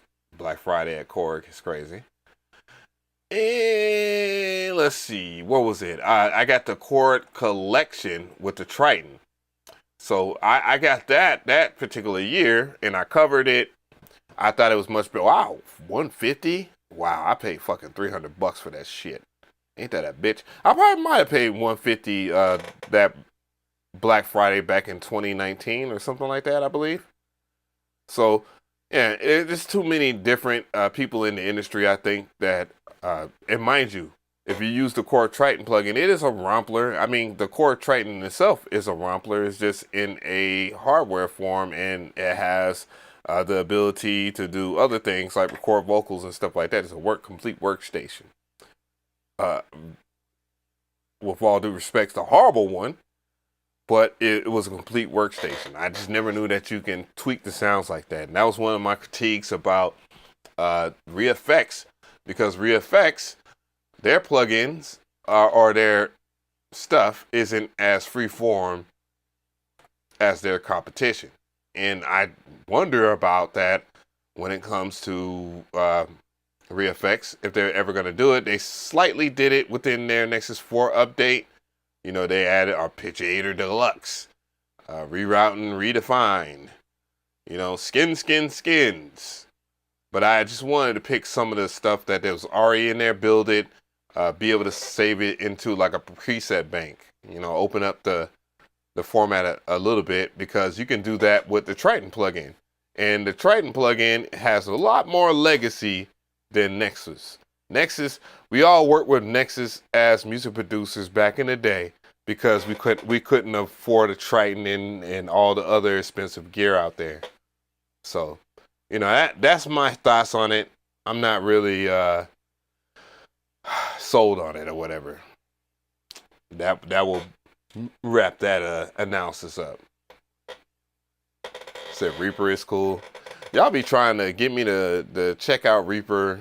It's crazy. Y'all every year someone, it's a KV331 Audio makes Synth Master 3 new version. Check it out.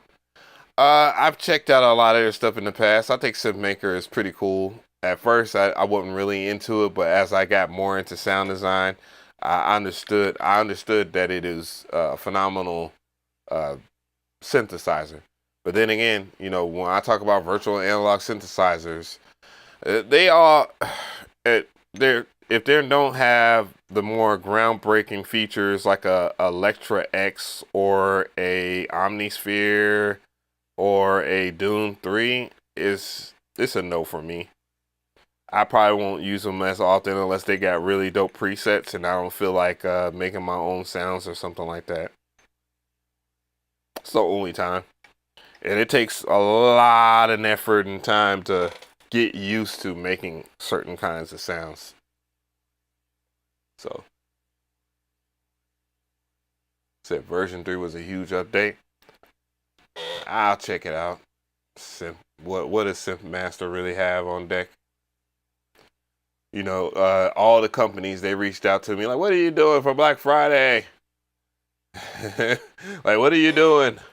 And I'm thinking to myself like, bro, I'm gonna be doing me, bro. But I will cover y'all stuff. You know, I'll give y'all a fair shot. You know, an affiliate link or two wouldn't hurt. Oh, Jesus. Oh, well, that's Synth Master 1. That's $39. So they have so they're selling their old versions, and then they're selling the new version of it. Okay. Boy, if you walked into that just clicking it for the $39, you'd be upset. And I ain't see what the other deal was. This is the first time I've been on their website, to be honest. I used to talk to them all the time, because I used to love covering. Boy, I tell you, the struggle parts of the channel, I loved it. Oh, $59, that's pretty dope. So what is the difference between Synth Master 1 and Synth Master 3? That's confusing. $29 upgrade. So a Synth Master 1, the player version or something like that? Oh no, because it says Synth Master Player.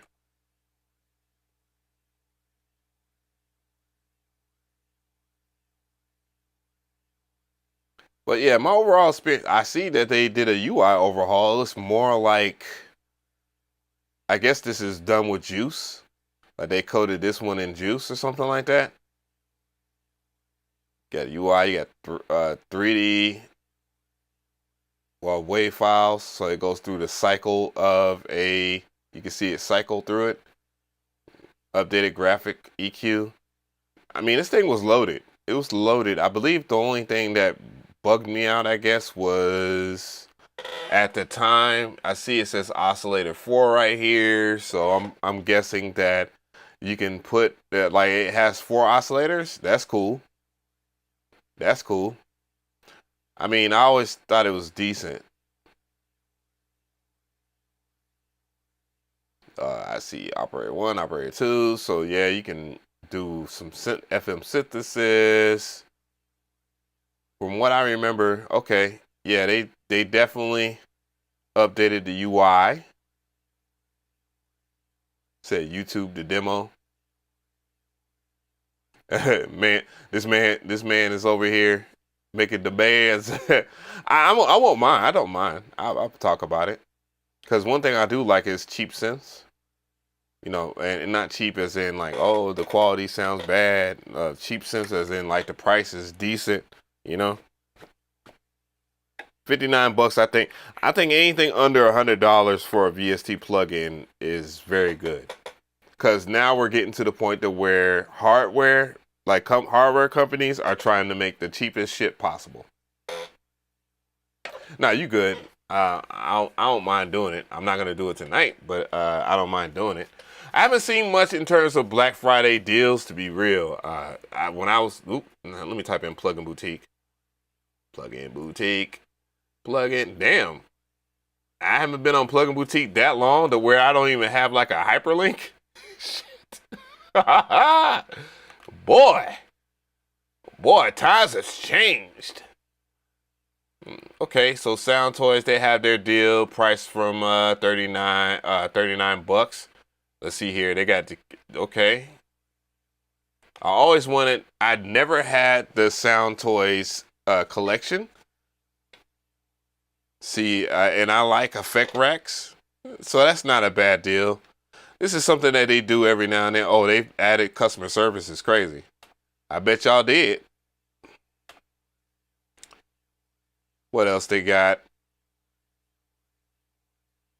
But yeah, Sound Toys wouldn't be a bad idea.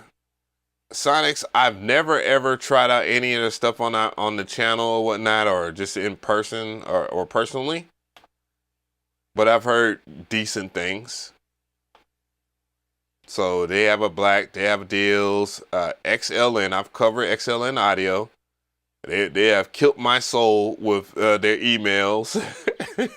I'm like, dude, there's only so many times I can cover RC20.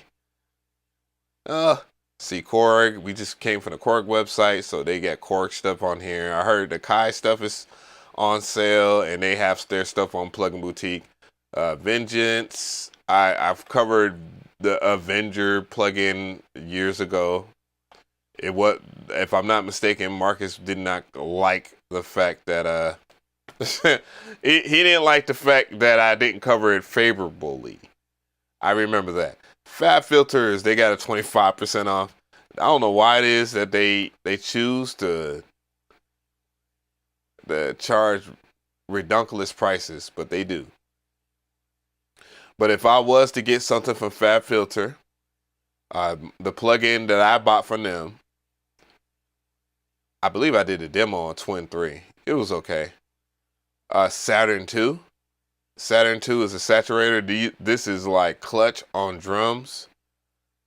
You know, I have the MPC has a saturator, so I'm not even tripping about that.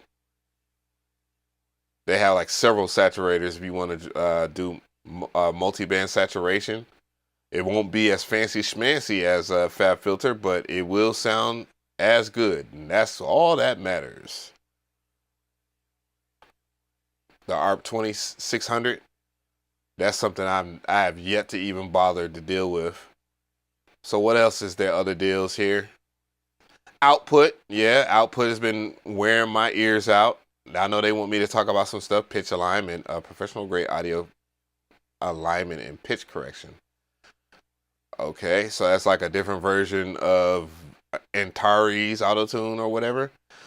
Output stuff. If I was to recommend Output stuff, of course, I had a sickness for this company at one time.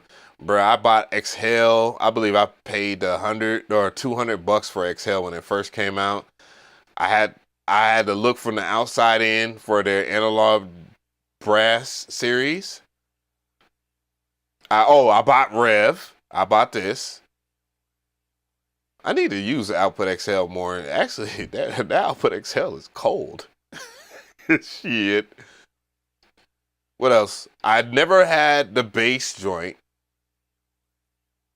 Movement, I bought that plugin day one.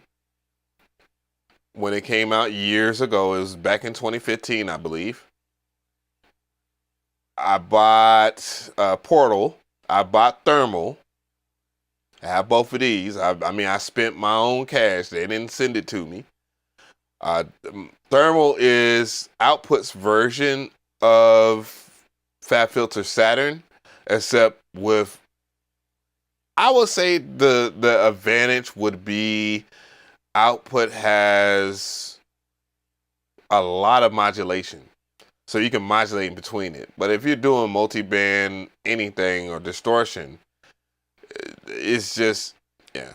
But yeah, the Portal plugin, this shit is wild as hell. I have a review from way back in the day. It's a really good review. That's when I was kicking it with my homies.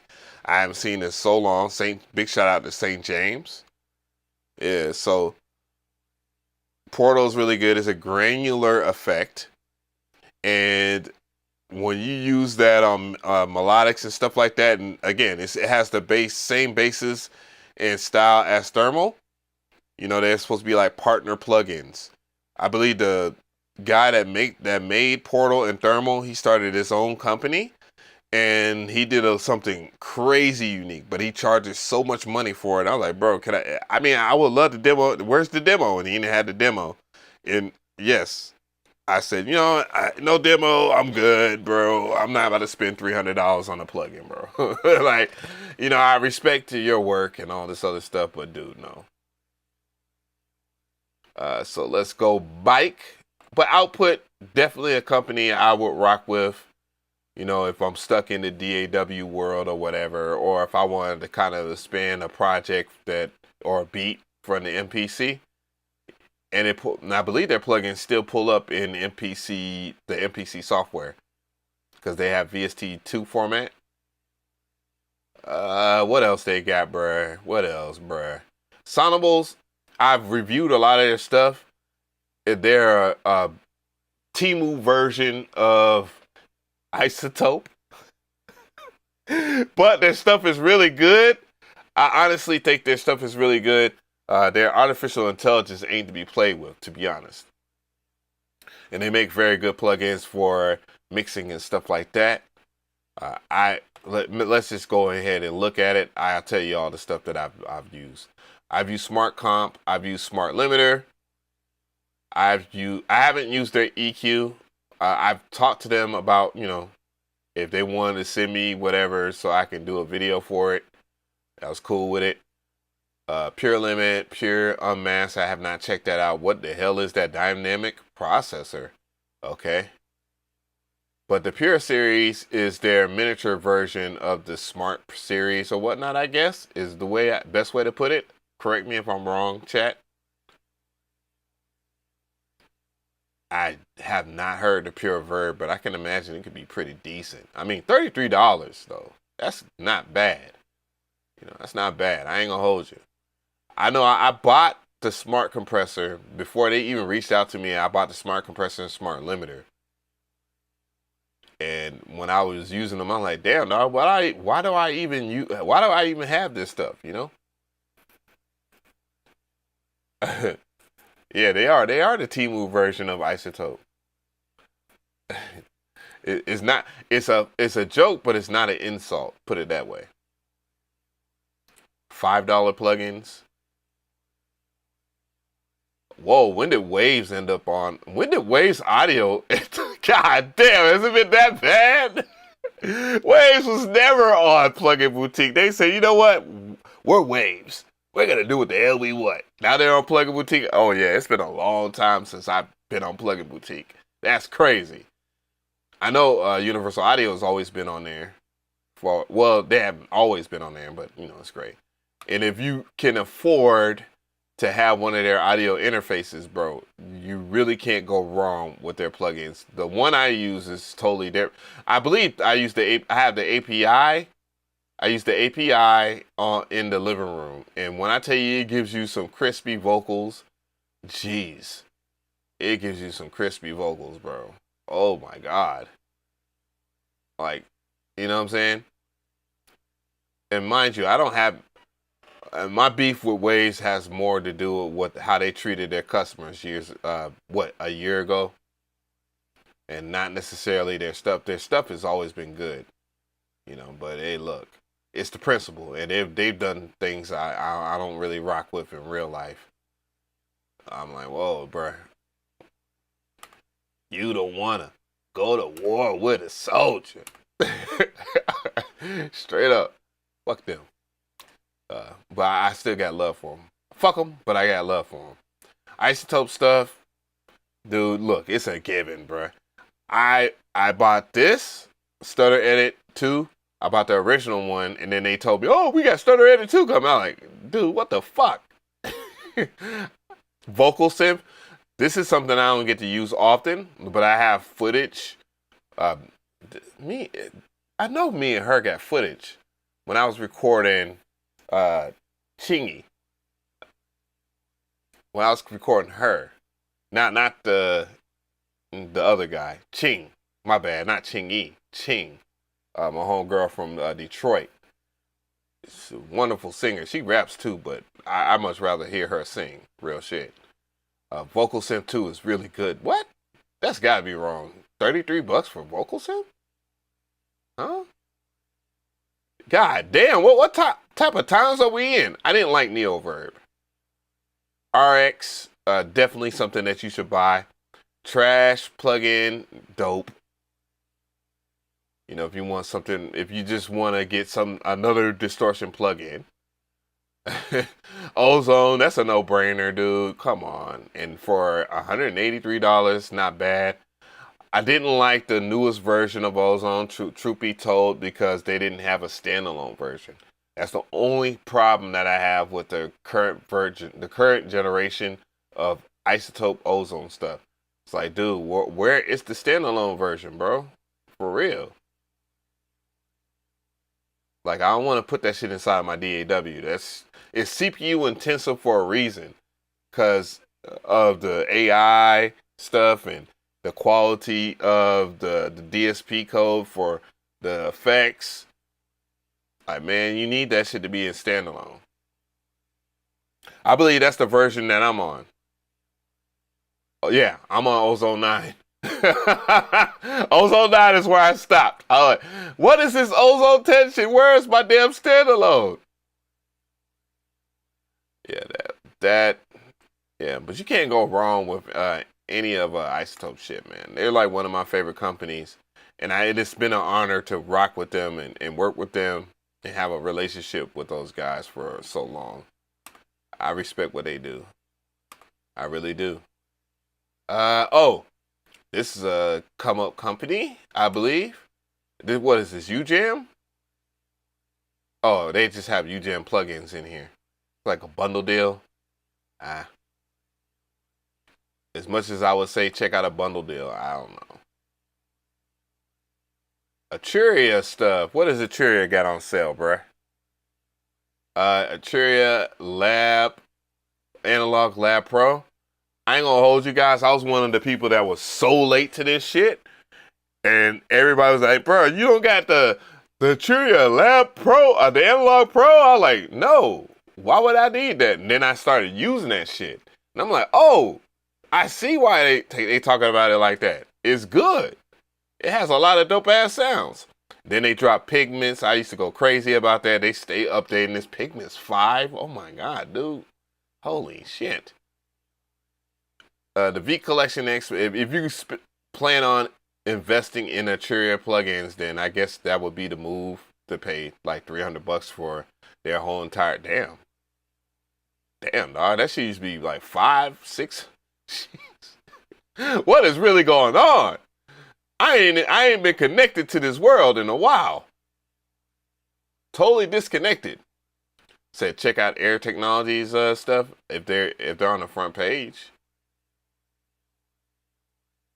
A company that never really gets talked about is not Tractor, but T-Rex or IK Multimedia.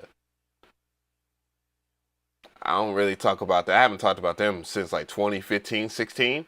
And I still use their audio interface, like the iRig. I have both iRigs. I just never got around to doing a video. This is how I record my videos for Instagram and all my shorts type shit. That thing is phenomenal. Said Air Music Technology. What is, I don't see them on here. Baby Audio. Big shout out to Andrew Wang for dropping some heat in the plug-in streets, bro, with Baby Audio. Big shout out to him. For real. I don't care what these weirdos say. I actually make music. Yo, I think that plugin by Andrew Huang is dope. The fuck? What else? What else we got? What else we got? Yas. Well, it's a given that you get, if you, everybody should have plugin, the scaler too, bro. Like, that has to be Plugin Boutique's #1 #1 seller. Oh, that's right. They have it on iPad now. What? That's crazy. Deranged. Or I think they do. I know they was testing it. But yeah, this is a no-brainer right here. Scalar 2. Oh, they finally discounted it this year. Yeah. Scalar 2 is, that shit is magnificent. Let's type in Air Music Technology, bro. Music.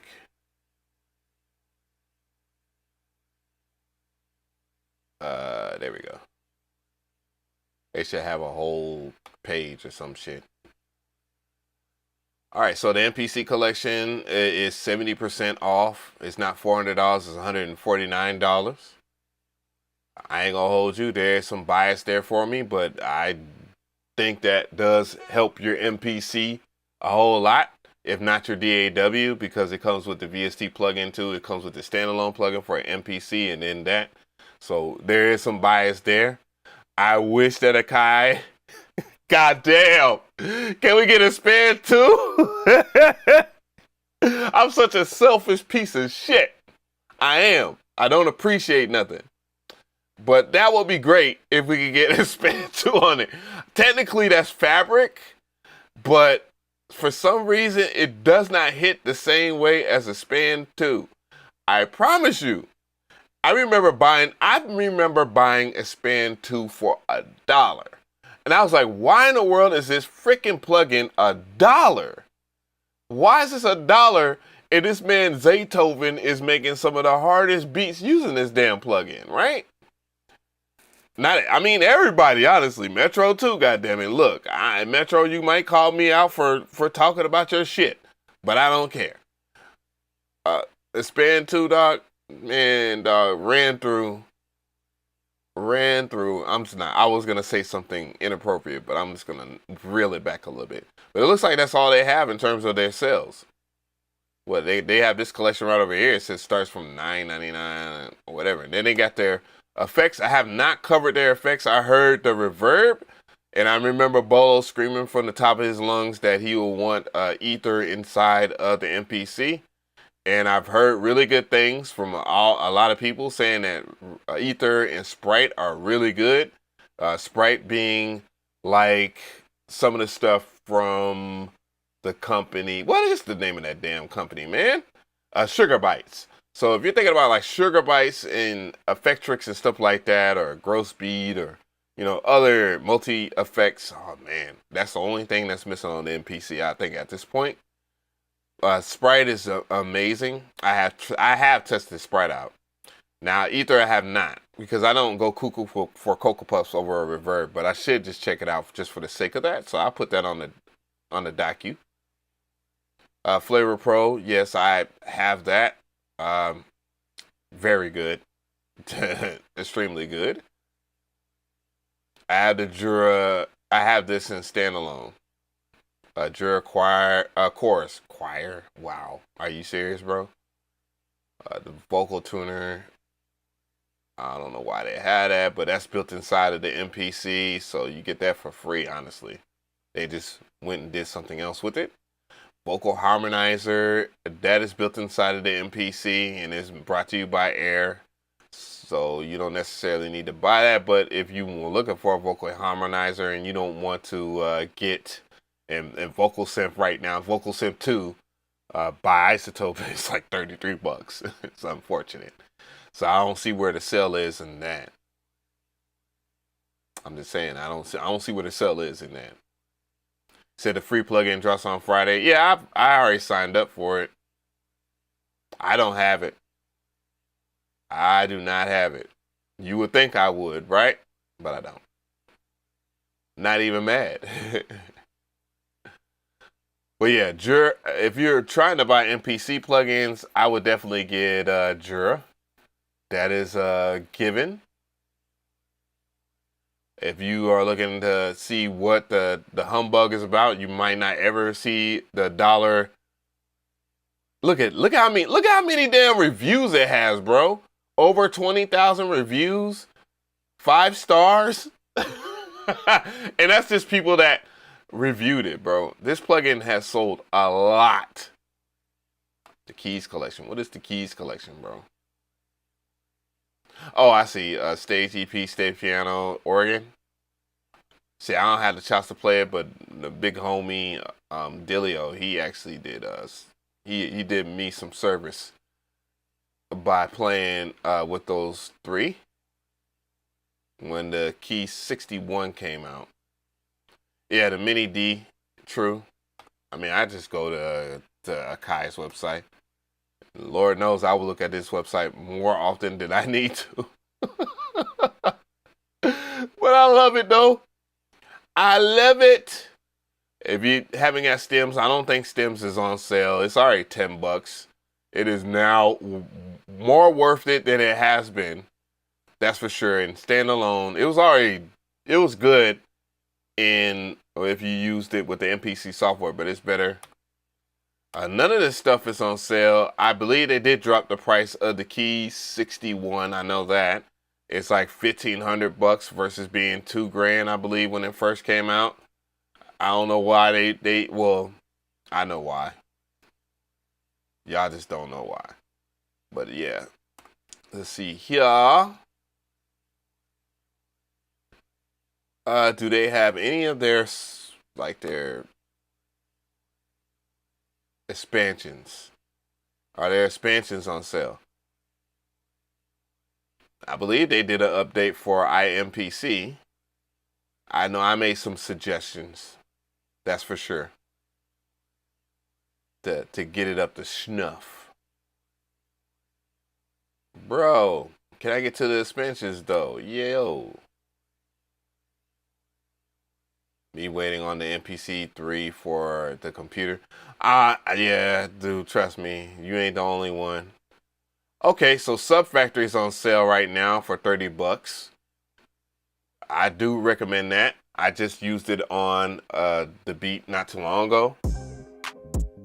And I, of course, have the bass track muted. But Sub Factory is great. A Soft Clipper, I play with it a little bit. I'm not too huge into that, but I might throw that on the expansion that I'm working on right now. I'm working on a couple of putting together a couple of drum programs in the same fashion of how these MPC expansions are. See there. That's just been the workflow so far. So provider. So yes, they do have a sale right now on their expansions. They are selling for $19. Holy crap. What is going on into society here? Jesus.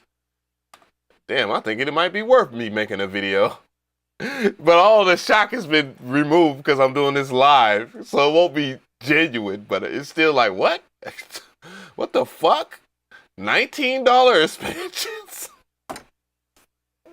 Jesus. What the fuck is going on? What the fuck?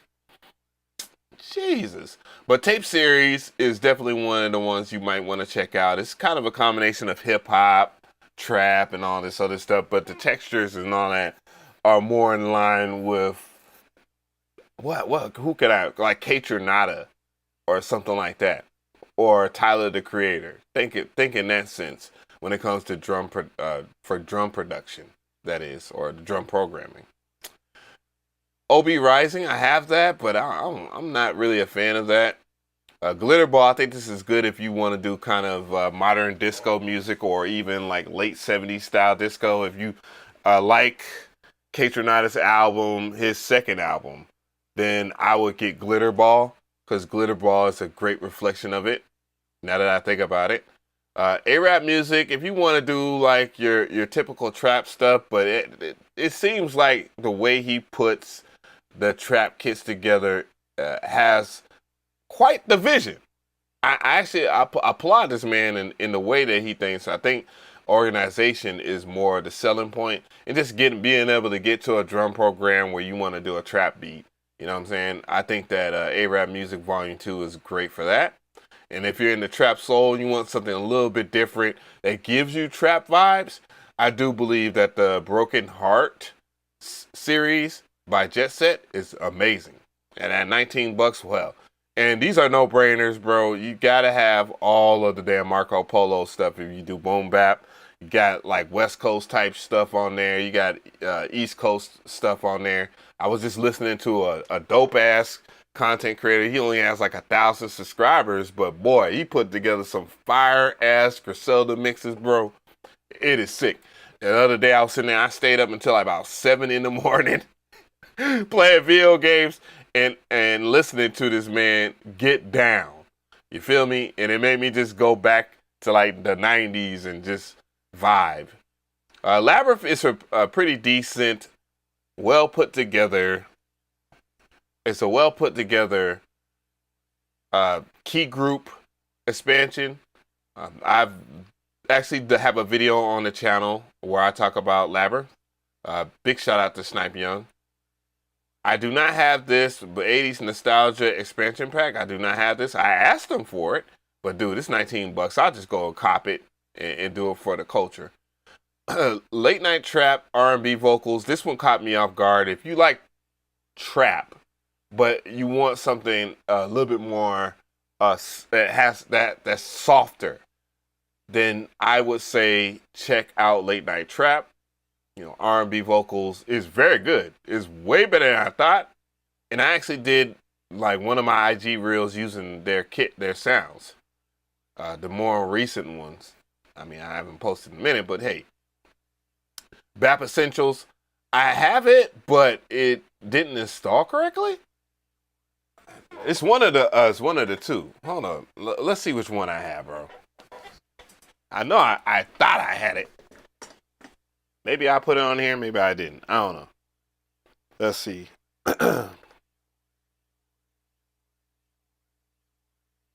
Which one do I have? Boom, back.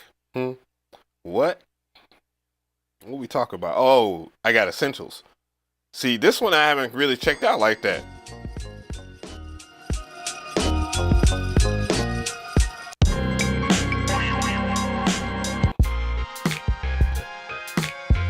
Woo.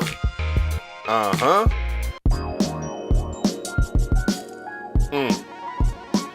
What we doing? What we doing? Ooh. But just to give you an idea of the stuff that you get, if you want some boom bap shit.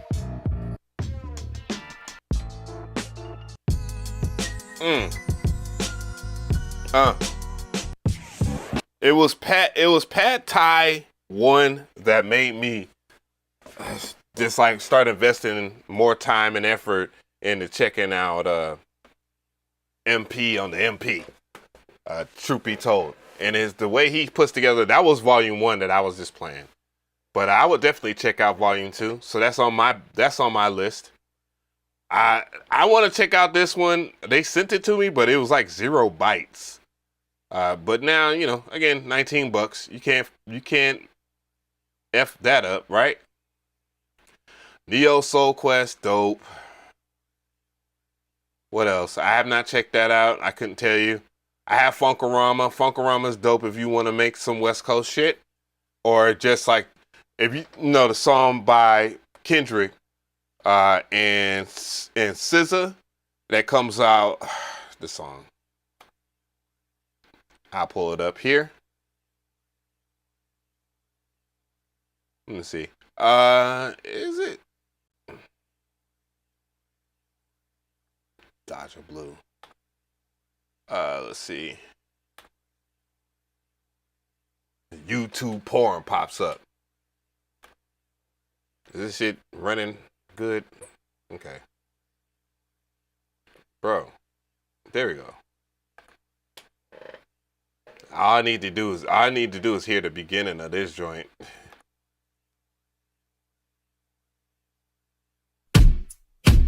Whoop. Turn it down a little bit. Ooh. That's all I need to hear. That is my fucking joint, boy. You talk about that. That is some. I'm gonna smoke me one today. We gonna smoke. We gonna chill. We gonna vibe. Yeah, the Zappin' Rogers. So if you want to kind of picture that or indoctrinate that sound, Funkorama is one of the best expansions for the job there. I didn't know it was made by Divided Souls. They did a great job. I wonder if they still stay out here in Atlanta. Gold Dust, people always tell me it's great. I have it, but I never used it. And it's a collection of Akai stuff. Akai, MXX Audio, Snipe Young, and I believe that's what, Raw Cuts and Jet Set. So, good names put together. Dynamic Soul didn't really hit home for me. But then again, key groups for me, you know, I would have to use them on like the Key 37 or something like that to get the feel. Soul Provider's really good. Soul Provider's really good. I have not checked that one out at all. This is Drums That Knock, so that is your boy Decap. That's pretty good. I bought this years ago, but my file didn't work when I tried to install it on the MPC. I just said, you know what, F it. They're just trying to keep me away from greatness. Two-Step Garage, I would love that. I've never checked out the first A-Rap music, so I don't know. So we're getting way back in the way back here. Definitive 90s R&B, very good, by 12-Bit Soul. I gotta holla at the homie, bro. Ski Beats Dojo Dust Instruments, not bad at all. F9, that came with my MPC 1. This is essential shit. In my opinion, if you didn't have Fabric Excel, this is a very essential expansion. Or what's the other one that comes with the MPC for free? What's the name of that joint, man? Hype Synth. Yeah, we're going way back. New Jack throwback, holy Jesus, dog. Yes. Yes. That's all I had to say. Yes. That is good as hell. Hey, they trying to bring out fedoras and cigars, Ab. What? What? Rob Ultra, I see you in here. You ain't escaped me, bro. But, yeah, so Pure Platinum, another old one. But, yeah, if you want trap shit, but with a little bit of layering, some coloration to it, I definitely would check out Pure Platinum. Mustard already knows what's up with that, right? Mustard already knows what's up with that. Urban Echo, if you want to do reggaeton and stuff like that, the homie, he laced this joint, boy. For real. It's Miami home cooking, dope ass reggaeton, Afro beat type shit too. Or it's at least his take. I do think Native Instruments has Akai beat in that aspect, though. Truth be told. That's probably the only thing. Like, we need to get that official Afro beat type shit. And it doesn't really matter because there's a tool. We're going to go and check out Native Instruments, too. Let's check them out. Let's see, native instruments. 12, 13. Cool. Blacker.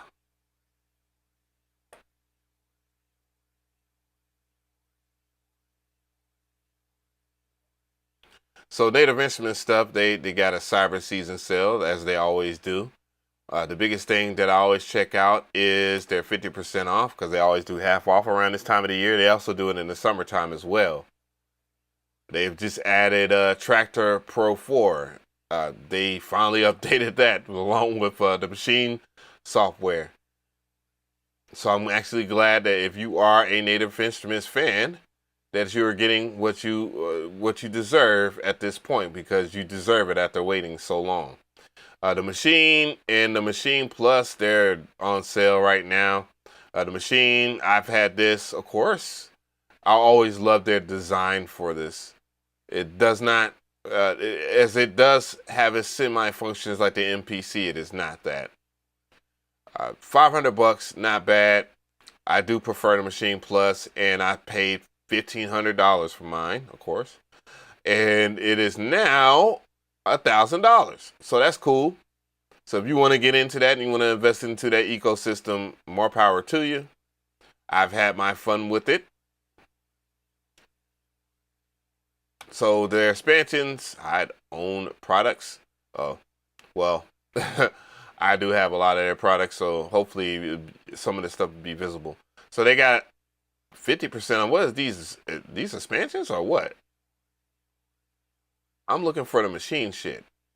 Like specifically the machine shit. So let's go over here. Machine. Oh, that's the hardware. Okay. Oh, the update is $29. So if you want to get the machine, I'm about to say MPC 3. Machine 3 software update is $29. You know, it's not free. I know that probably pisses people off, but you know, companies do have to make money. You know, these developers don't work for free, bro. And it's unfortunate when they don't get paid the way they should. I know that it's not popular amongst people. Oh, you're not for the people, Mcree. You're not for the people, man. Am is. Dude, where is just the freaking sample pack? I just want to go into their sort by relevance, sort by machine, my G.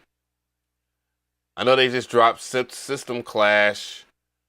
It was this dance hall reggae flavor. Let me go ahead and grab that, because I know it's gonna be loud. Is it gonna pop up anytime soon? Okay.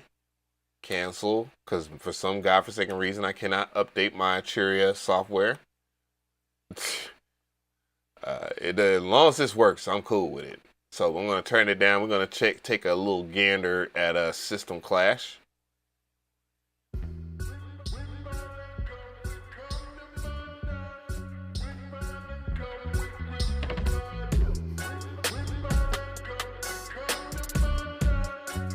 Okay, I'm kind of salty because this is what we used to do as music producers.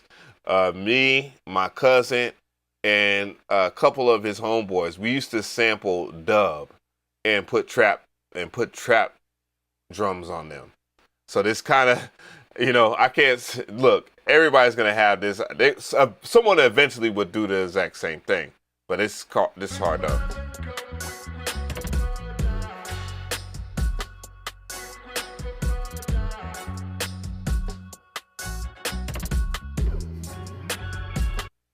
So what's this next one? What you got? What you got, Native Instruments? Okay.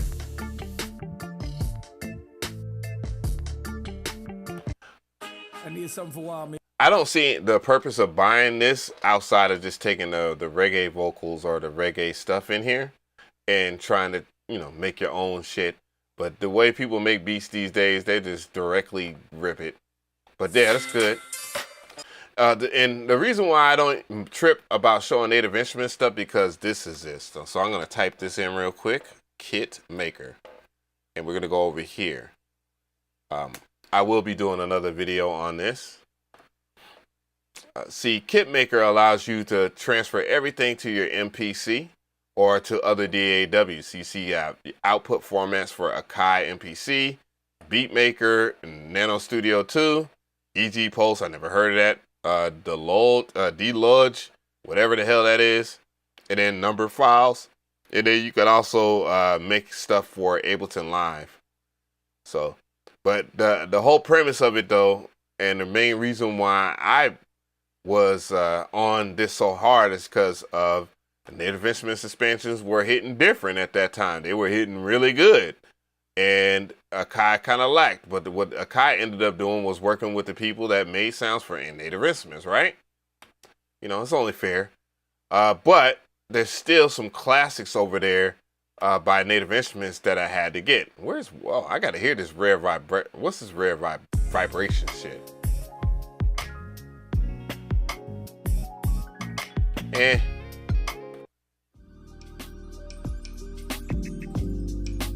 I like those drums. That sounds like the people that made the classic joint that I bought years ago, and I talked about it during like 2020. So what is Higher Place?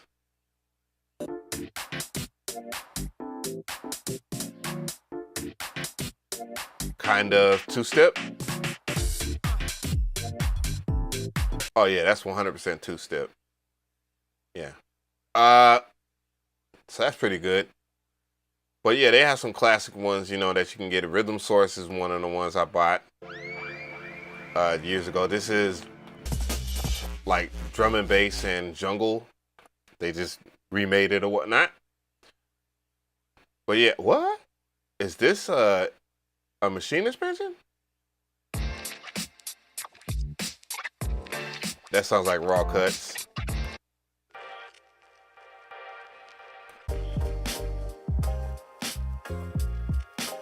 Oh yeah, love that snare. Wow. No. Okay, that ain't doing it for me.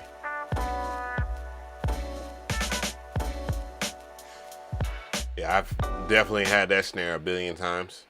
So this is garage shit. I wonder if I ever bought that. If I didn't, I'm gonna buy it soon. That's a fact. Still love making two-step. You know what I'm saying? That's like my shit, bro. That is my shit. Two-step UK garage. Absolutely love it. Love it. But anyways, KitMaker allows you to, you know, take machine expansions and put it into the MPC, basically. And you can make your own if you're, you know, you just want to drag and drop some stuff over. You can do that too. Turn sample packs, machine expansions into drum kits. Drag and drop, blah, blah, blah, blah, blah, blah, blah, blah. Reviews on Gumroad. What? That's crazy. Yeah, but it's a very strong tool for if you want to make expansion. If you want to make your own MPC expansions, but you just don't really have the time to be doing all the extra, then I recommend this stuff. Oh, look at that. They gave me a shout out on here. Oh, that's what's up. Makes me want to cry. Yo, how much does it cost? I forgot. $29.35. Preset maker. Turn multi-samples into instruments. One-shot melodies.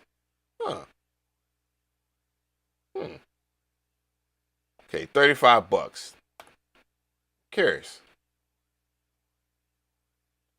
So you can make these into key groups for the MPC? Wow. Yo. I feel bad for the dude that made Chicken Translator.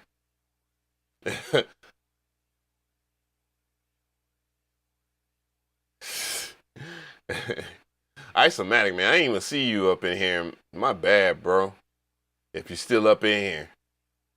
But yeah, this is dope though. But yeah, does that Oh yeah. I guess we'll go to that now. Let's see. To be you. To be do. And YouTube is acting a little crazy. So what is it that's making this lag? Okay, I turned off a lot of the shit. It shouldn't be laggy like this.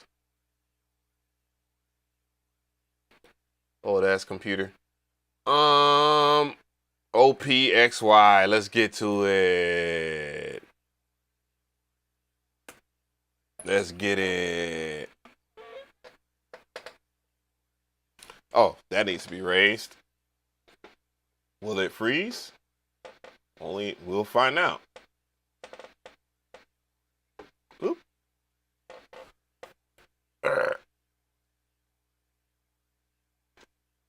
Oh, boy, I got this. I'll put a Kung Fu grip on this thing and it's still. That's a little too high. A little lower. There we go. There we go.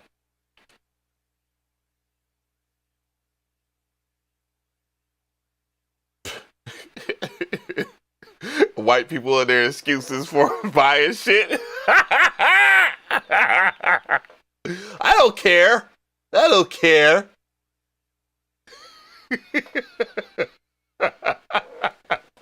Oh my God. You often find out how hypocritical people are when they do stuff for the clout.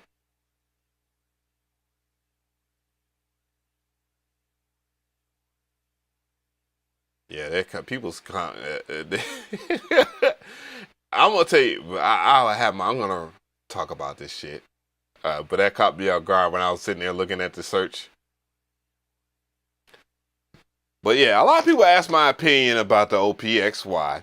And truth be told, I did a reaction video immediately when I found out about the information. I remember being asleep and then they announced it just randomly in the middle of the day. And I was like, what is this? And they announced it with a short video and then all of the influencers, of course. And there's nothing wrong with being an influencer, but holy.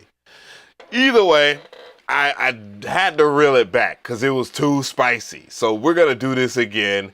We're going to watch this and react to it because the OPXY, why would you buy this? Like, why would you buy this? Okay?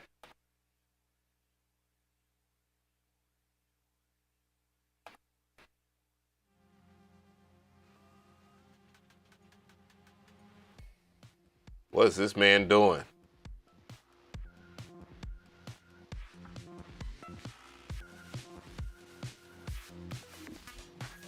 Whatever he doing, he getting it though. That's the funny part.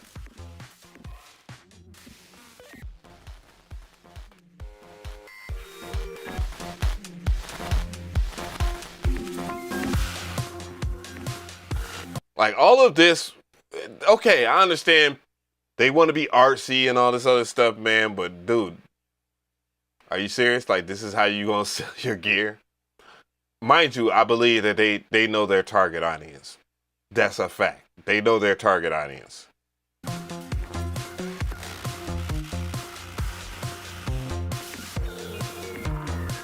Have you ever seen somebody like they really in tune, but the other person's like kind of looking at them, but they're not? It's like in their heart of hearts, he's like, man, what, bro? What is bro doing? Like I'm trying to vibe, and he is overly vibing.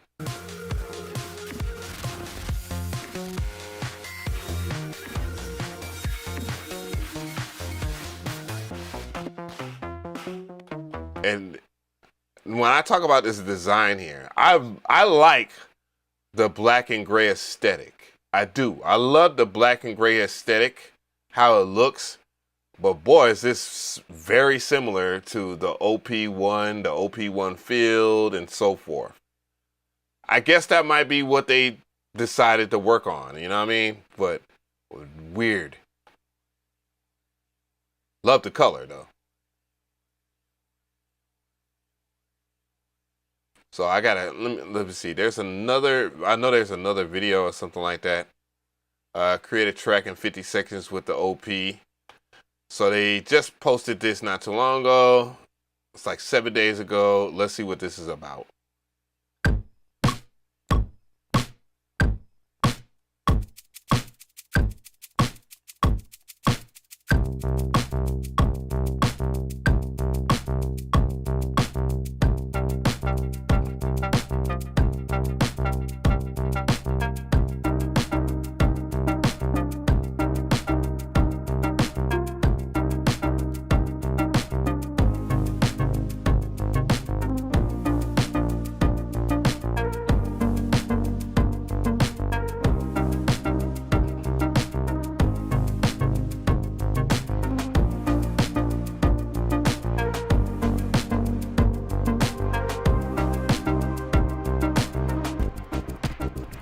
And when I see them using, like, don't get it twisted. I think the accelerator or whatever it's called, the technology is called, where you can move stuff left and right and then you can, assign that. I think that's cool, but how often will you see people actually use that feature? It's like something that Newmark came out with years ago. It was doing all this stuff, like it was like a band, a wristband or something like that. Cool device.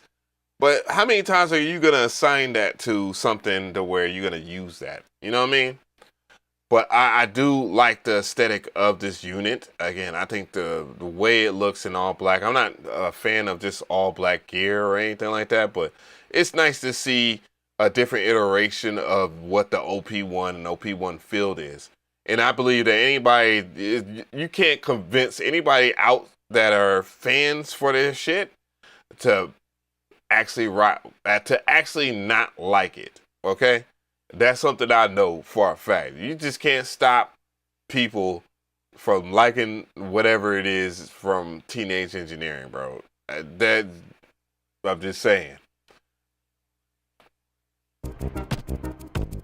And not to mention, yes, this idea of this video is great, and this is much better than that original video that they put out. Mind you, I had much rough things to say about that. This gets straight to the point to show you what the gear can do. That's how you market a product. You can put out all the wild, funny, goofy, silly stuff later, but most people want to check out why is this worth this price? What can it do?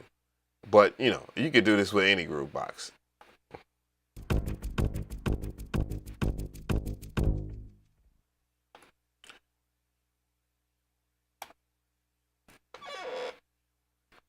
So not bad. After watching the videos or whatnot, I was like, not bad. I like the color scheme. I think the colorway does a whole lot more for it than it being whatever it is, which is the OPZ with the screen. So it's the OPZ with a screen, and yeah. Okay. So we check out the price. So let's check out the price, right? This is what I did next. Boop.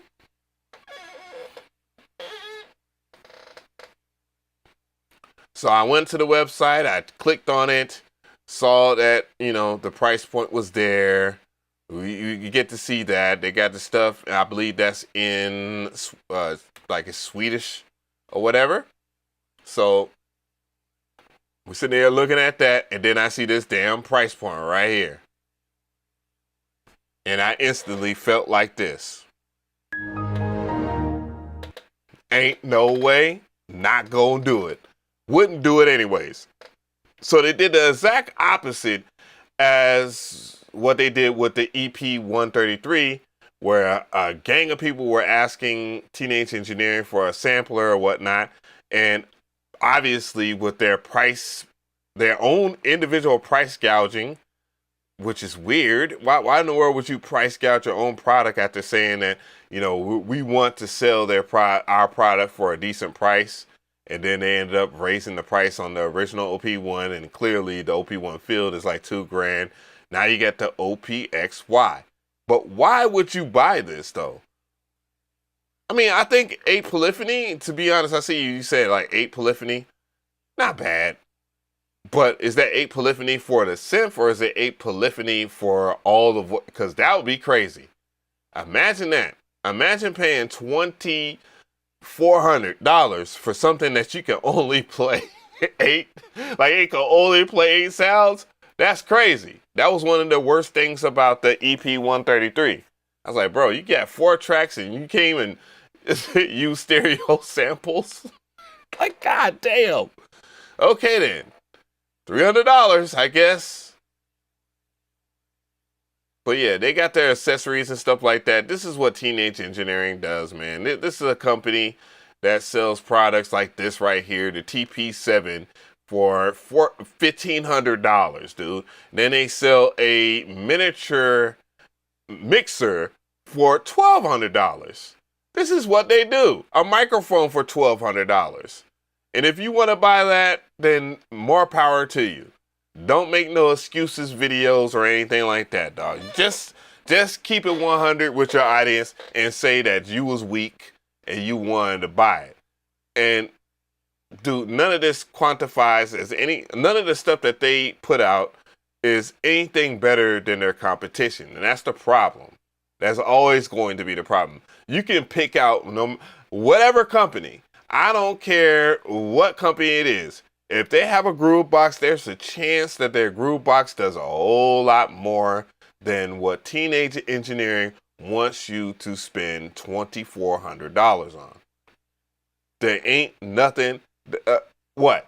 I guess the only one feature, if we want to be honest, the only one feature that the OPXY has that other groovebox don't have is the G accelerator. And if you want to do all this and this while you're making a beat live, more power to you. More power to you. But they know their audience are a bunch of hobbyist casual people that will never ever put out music like that. You know what I'm saying? And why not capitalize and get the most money out of it? I hate to say it. And truth be told, it's not just only Teenage Engineering that is like that. Many other companies are like that. They know that people will quit making music. The average person will quit making music before they start. No matter what the barrier entry. People quit that shit and move on. And as the music industry gets more flooded or whatever the case, boom. You said it because it's portable? Yeah, well, it is portable, true, but it's not $2,500 worth of portable? Like, no thank you. And I'll even admit, when I had my OP1, when I paid my $700-800 for my OP1, the original one, the OG, I was amazed at how it was built. The build quality of it is phenomenal. I dropped that sumbitch down a hill. When I tell you it was rolling down a rocky hill out of my back pocket, and I'm like, oh my God, I paid $800 for it. Imagine if you paid like $2,000 for your damn OP1 field. It didn't have any scratches. Vigo Beats was good. But yeah, honestly, if you want to buy the OPXY, please, just admit that you are you got money, you want to spend it. Because it doesn't do anything better than any of his competitors. It doesn't do anything better. It just doesn't. It doesn't. I'm just saying. I'd much rather have people buy the Move, the Ableton Move, which I think is kind of a waste of time, versus but has more production value than the OPXY. Because that's the other thing. Okay, let's say you take this thing serious and you make beats. You want to track out things one piece at a time, more power to you. The average person won't do it. They won't do it. I don't care. I've done so many damn tutorials and stuff like that on gear and tracking out gear, and most people don't want to do it. They just want to, if at best, have it to where they get all the tracks stemmed out. Damn, not you bought the EP 133 and you immediately sent it back. It's crazy.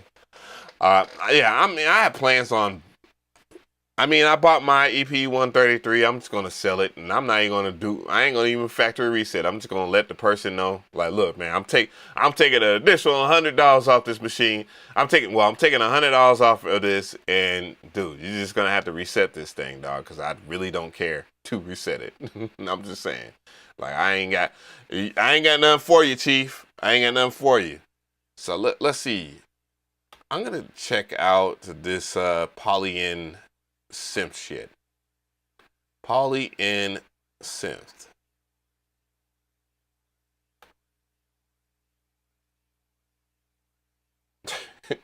Not this guy popping up.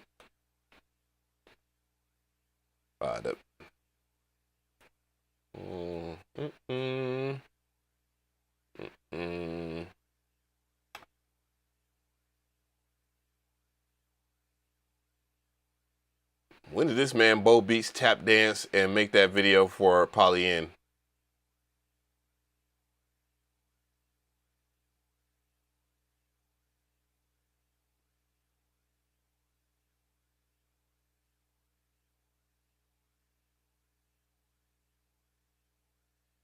Let's see. I think that will do. That will suffice. This is Polyend Synth. Not they actually talking in their videos for a change. So I wanted to check out the Polyend Synth weeks ago, bro. When it got announced, I wanted to do a reaction video and have a spicy take on it, because why not? But hey, better late than never. We gonna check it out here right now. All right, let's check it out. This is Polyend Synth, a multi-engine polyphonic synthesizer with a super playable smart grid and visual feedback for all its parameters. Ooh. Oh, I like that screen. Confirmation bias kicking in. The synth features a number of customizable grids. Yo, I'm sorry for stopping it, but dude, the first thing I noticed, why in the world does this have bigger paths than their Polyend tracker? Yo.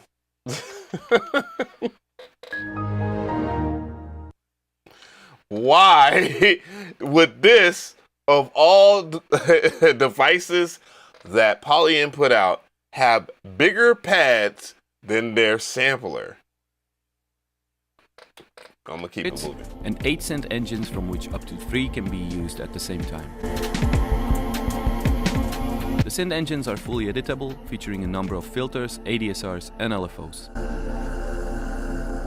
Scenes are like project files that can be saved and recalled.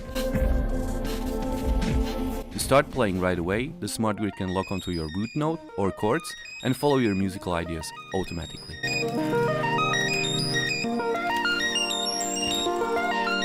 Okay, that's ear piercing.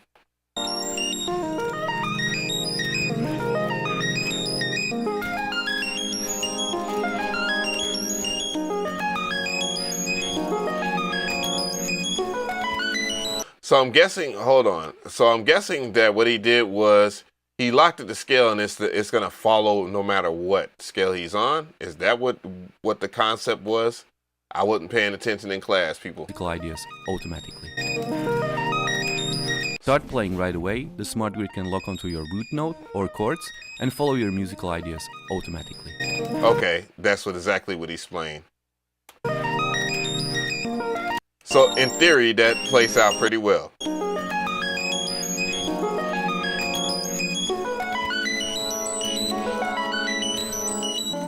Jesus Christ, this is all in my ear. Okay, let's skip it. But they also feature polyphonic aftertouch for max, not only velocity sensitive, but they also feature... Okay, he's talking about the pads right here. The pads are not only velocity sensitive, but they also feature polyphonic aftertouch for maximum expressivity. But it don't have MPE where you can wiggle your fingers and do different slides. The grid can be customized in the grid menu. You can change the layout of the grid, the root node, the scale, and the type of smart grid functionality.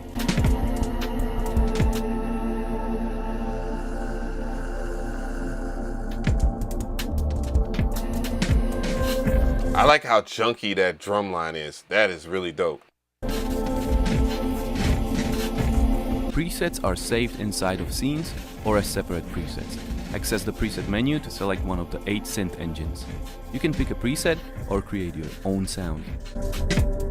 All sounds are fully editable and feature 3 customizable macros, velocity and aftertouch that can change up to 5 parameters. Choose from a vast number of tweakable parameters such as filters, ADSRs, LFOs and much more. Use the Seek button to create instant ARPs or sequences.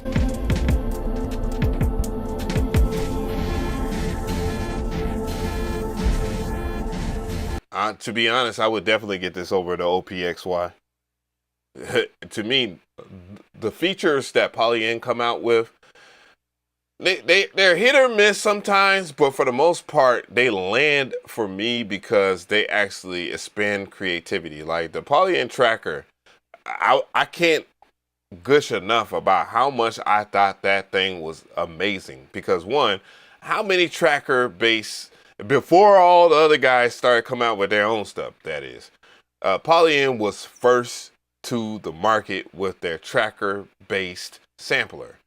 Mind you, it gives you the older vibes of like my tracker, and then there's plenty of tracker based. I can't think of the name of it because I'm not with it right now. My mind's not with it. But dude, I'm telling you, Shift plus pad will hold any pad you press. This way you can create arpeggios in seconds. On top of that, you can also set the ARP type, groove, switch. Oh, that's nice. That is nice. Being able to self-program your arpeggios, yo, that is nice. Gate length, or rate.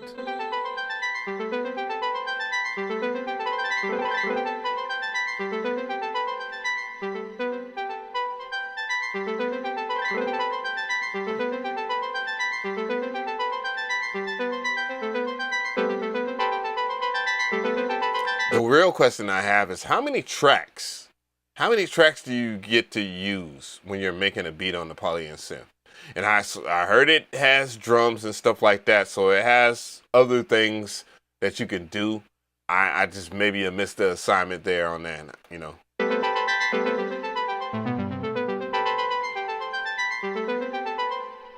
Creating a sequence is also simple. With the record active, simply press any notes you want the sequence to include.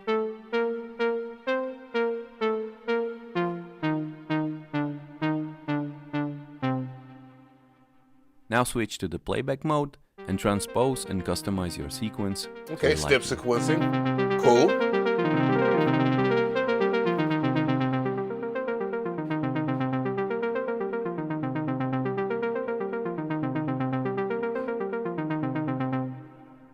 What else we got? To finish things up, there is a mixer section where you can set the volume, panorama, and 3 professional grade master effects that can be mixed with the dry signal.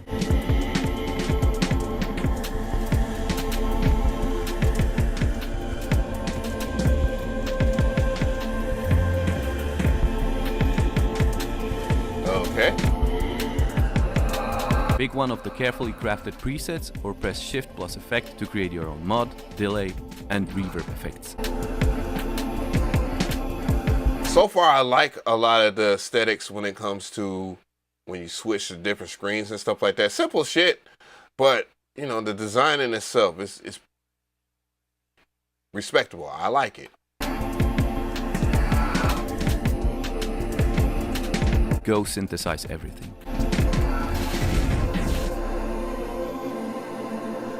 All right, so let's go ahead and check out the price of this thing. We're gonna see. Well, let's see what the price of it. I think people were saying it in the chat, but I avoided it. Okay, so they're saying order now, so they're not out yet. The influencers got it or whatnot, and it's gonna be out. It's gonna cost $500. So $4.99, ships it within 2 business days. Order now. Maybe it is out. I don't know. So let's see what the overall breakdown is. It's a little hard to tell. Simultaneously play 3 different engines. So 3 tracks. It is way more than multi-timbral play, built-in sequencers, or enter notes live. all engines, parameters, effects, micros, and grid settings can be saved as an instantly recallable scene. Okay. So that it kind of builds on a premise like what's the company? Electron, I guess, would be the right way to say that, but it seems like maybe it's more clip based. So select from each 8 distinct synth engines, incorporated 3 effects, and add 3 separate sequencers or arpeggiators. Okay. 8 engines. They're breaking down the engines here on this part of the screen. Okay. Okay. Not bad. Not bad at all. Overall, I've always been impressed with Polyend when it comes to their stuff. I think that Polyend is one of those companies where they're really left field. They're in their own lane. And they're not trying to break the bank with their stuff either. They're just trying to put out stuff to see how they can affect people in different aspects. They clearly have their own wild ways. I know they don't really fuck with hip hop heads like that. I know they have reached out to certain people. They was cordial to me at NAMM, so much respect to. I mean, when I got my Polyend track, I was gonna get it anyways, cause why not? Do I use it? I was just debating if I wanted to sell it because I was like, damn, I don't use it. You know what I'm saying? But I would use it, chilling. And then not trying to be a collector, but dude, it's one of those dope ass pieces. You know what I'm saying? That maybe one day you might be motivated to use the Polyend or whatnot. But I think it's bad. I think this is decent. I mean, in comparison to what we just got finished watching with the OPXY, it's night and day, and they did the right things in terms of displaying what it is and kind of conveying it. I'm an airhead, I guess is what. Calling myself an airhead is crazy, but yeah, I approve of it.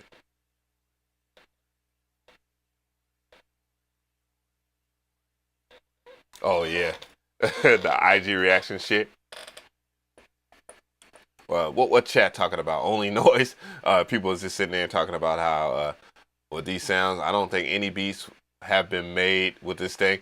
Yeah, it just, some people, they just fuck around. They don't necessarily care about if people are going to listen to it or not.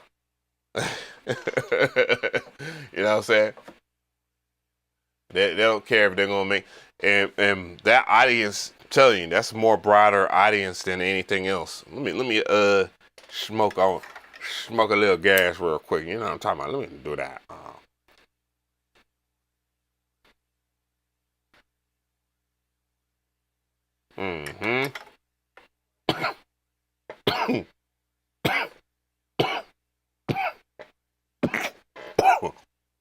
Shit. God damn. God damn. That's tough. What's that? Wisdom 66 talking about. Hey, what are your thoughts on the built-in sequencer on the MPK Mini Plus? I haven't used it, but it does have its use. Man, I'm surprised I'm glad you brought that up. I have not used that. I use that keyboard a lot, but I have not used that sequencer. But it's good to know that you have a full sequencer that you can use. It's not from me trying it out. It's not that, yeah, it's that pressure, bro. From me trying it out, god damn, I'm gonna get some water. Ooh, wee. Rob, I don't know if you can handle this shit, bro. Woo. What were we talking about? Shit. But yeah, it's decent if you want to set up like a live set or something like that. But by that time, I would probably just use my MPC or something. You know, I trust my MPC to do whatever it can. No matter which MPC it is. You know, if my MPC don't got keys, I just grab that key, that miniature key 37, mind you. Damn, that is a good ass video to do. talking about MIDI keyboards and stuff like that. Put that on the docu. I'm gonna do that. I just do that separately. Level 5 cough. Oh yeah, it's shit 5. That man said level 5 cough. Not you ranking coughs, bro. What was it? It was something on IG I was gonna check out. Instagram. Let's see it. The first thing on my damn timeline is someone busting it wide open. Nope, it's not. Okay, cool. Man, RIP to all my homies that done passed away and shit. This is my team. This is my teammate. He used to do security for Jermaine Dupri, by the way. I remember him or it might have been for like Bow Wow and the Brat. You know what I'm saying? But that's my teammate or whatever. I know Jermaine was like Jermaine Dupri was thrown off by that shit. It's like, did this nigga just go up to my bodyguard and like give him dap and shit and talking? Like he ain't doing his job. I'm like, bro, nah, dog. I'm a old ATL in my damn self. Let me see. What was it? I think it's in my profile. I saved this shit. This shit was crazy. Shit was bananas. What did you say? Crazy, delirious, hilarious. Man, that damn Kendrick album, boy. That shit crazy. Don't worry, we get into that, bro. We definitely gonna talk about that. All right, I got 2 of these.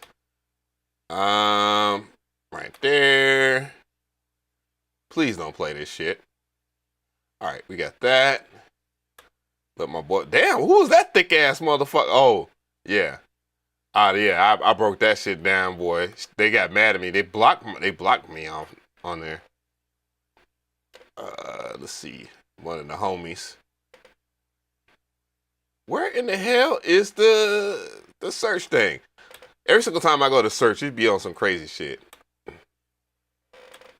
Let's see. Beats by J Black.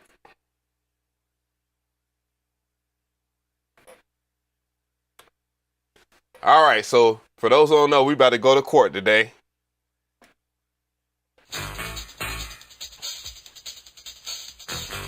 And what we're investigating is if one of the homies didn't get his beat jacked. Did it get jacked or not? I'll let you guys be the judge.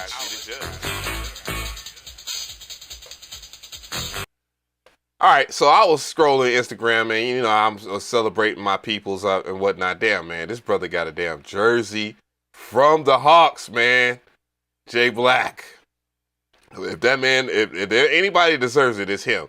But I was just checking out people's live performances. I'd be catching up with a lot of my peoples on IG or whatnot, because I am so horrible at this shit. Let's see. And I mean, I remember I did a video not too long ago on Beats by J Black, and we were talking about, how finger drumming works. You know what I'm saying?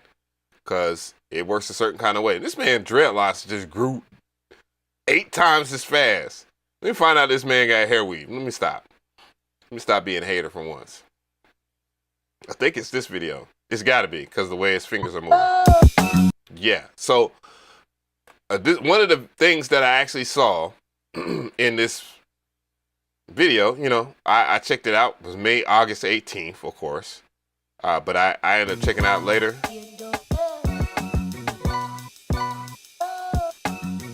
My brother over here killing it, per usual.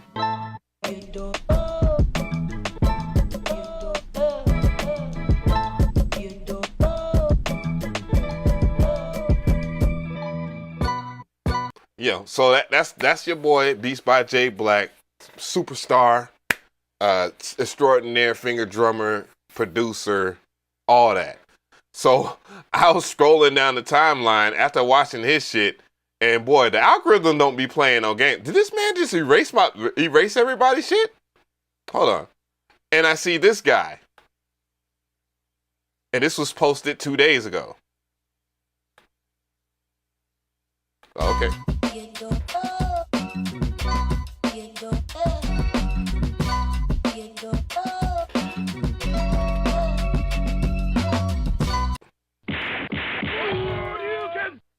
So when you see something like that, big shout out to the person that just subscribed. I appreciate that. When you see something like that, I'm like, huh? What is really going on? And this person's selling the beat. Now, of course, I'm not saying that my bro over here didn't get a sample. You know, maybe it'd be from Splice, maybe it'd be from somewhere. It could be from anywhere. But for this to be something that he made in August, right? And then you go over here and you're scrolling down your timeline and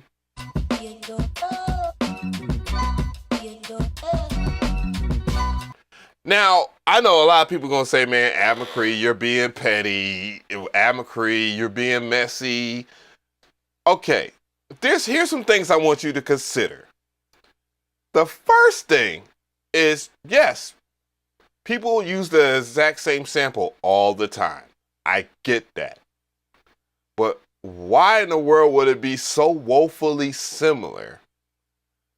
Because it's a sample. You can pitch it up, you can pitch it down, you can chop it in different manners. Why in the world would it be directly similar? Now, am I insinuating that this man, by the way, and I'm not trying to hate on old boy at all. Am I trying to insinuate that this man saw Beats by J Black's video and that he just said, you know what, I like that, I'm going to do something similar? No, because by coincidence, if you're getting that kind of vibe, then yes, you can. But out of all things, you wouldn't pitch it up or down, none of that. You wouldn't play with that. You're just going to throw it in there. And, you know, it's kind of crazy. I thought that was crazy. But that's the thing. That's what you got to deal with when you use samples. You use it, someone else is going to use it. And then that's the other thing too. When you are a sample-based producer, you better show out on that thing. Do tricks on it is crazy. I was thinking about that, but nah, that's wild. Pause. And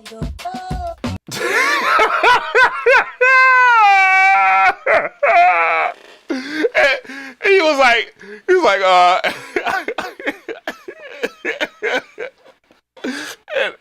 I. No, I'm a mess, dog. But I'm just saying.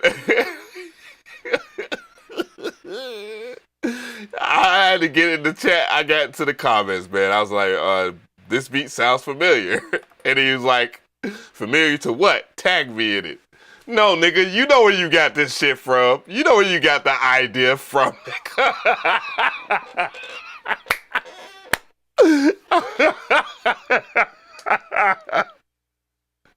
Bro, you made this like 2 days ago. This nigga did this shit months ago. Come on now, dog. You can't. Come on now, dog. Come on, man. Come on, man. You can't act like you did not see that video, find out where the sample was from, and then say, you know what, I'm gonna roll with this shit. Big shout out to Sam for subscribing. But yeah, bro, I found that to be hilarious. Yeah, for real.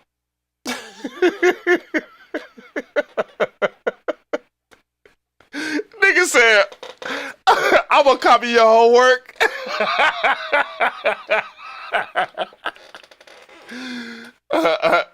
Say it's a bad sample to your ears. That's crazy.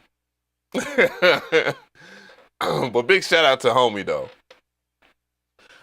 Big shout out to homie though. I was like, man, ain't no way.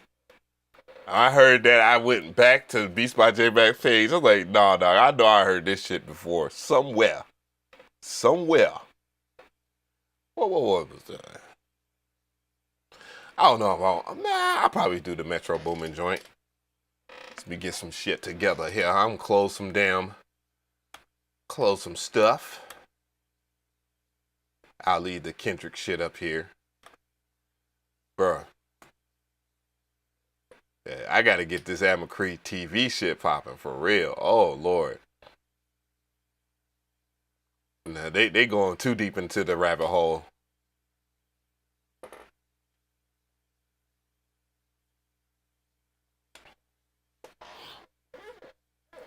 All right, so Kendrick Lamar dropped this album on Friday. Everybody pulled up to the party, and we was all listening. Dog, it's been a minute since I've sent a text message to friends and family members about an album. Bro, I'm just saying, crazy. But man, I'm trying to tell you some of the responses that people are having, the takes that people are having, have been absolutely insane. And one of the main ones that we are seeing as everything implodes in his face is Drake. Why in the world is this man Drake still salty? Dog. And it's getting worse and worse, because as I do this live stream, shit is just breaking down. It's just breaking down. It's just breaking down, man. I feel bad for this man. I honestly feel extra bad for Drake. But the homie Jamari done covered it. The other homie Therapy done covered it, and we are going to check out all of this shit because I want to hear these brothers' takes on this. I've never seen someone so salty in my life. Look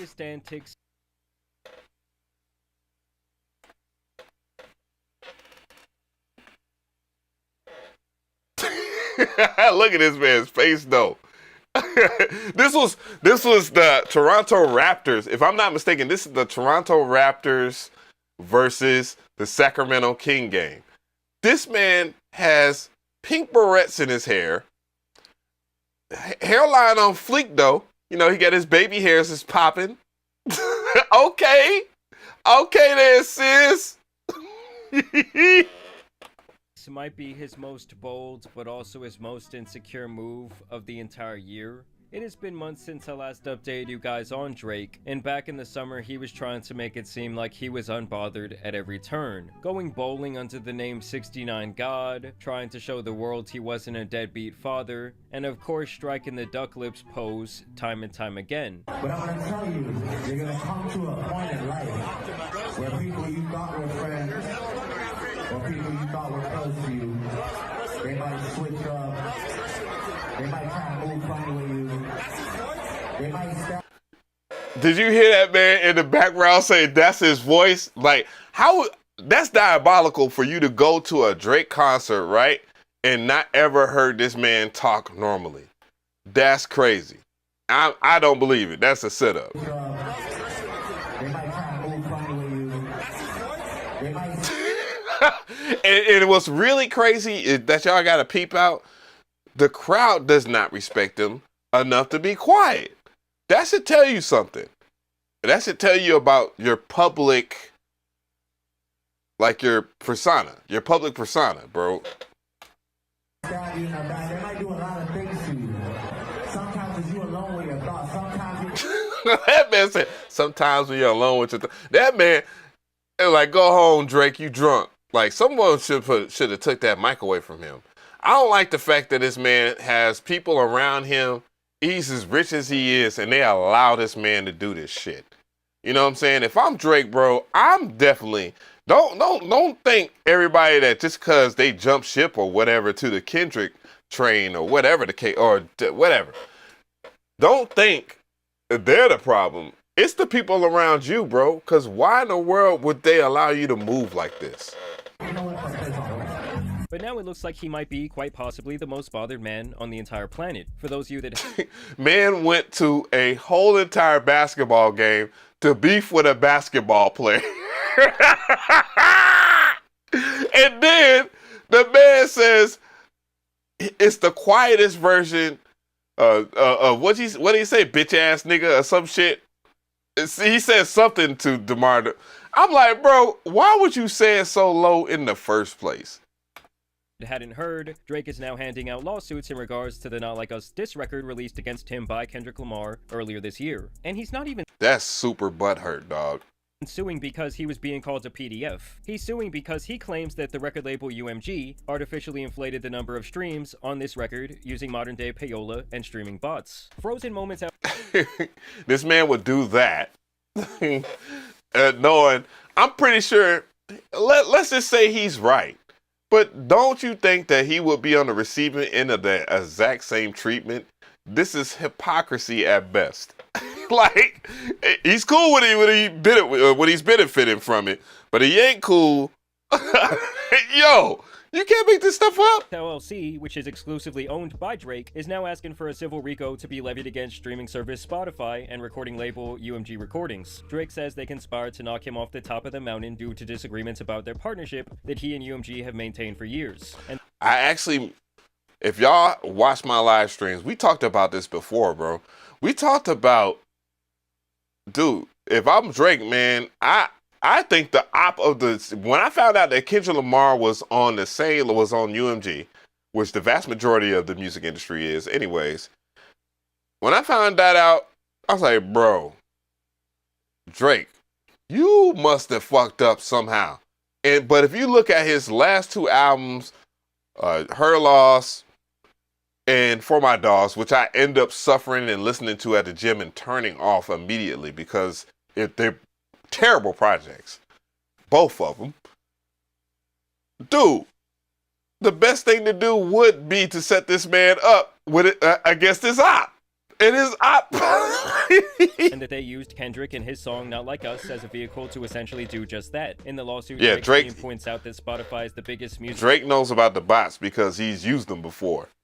Shit.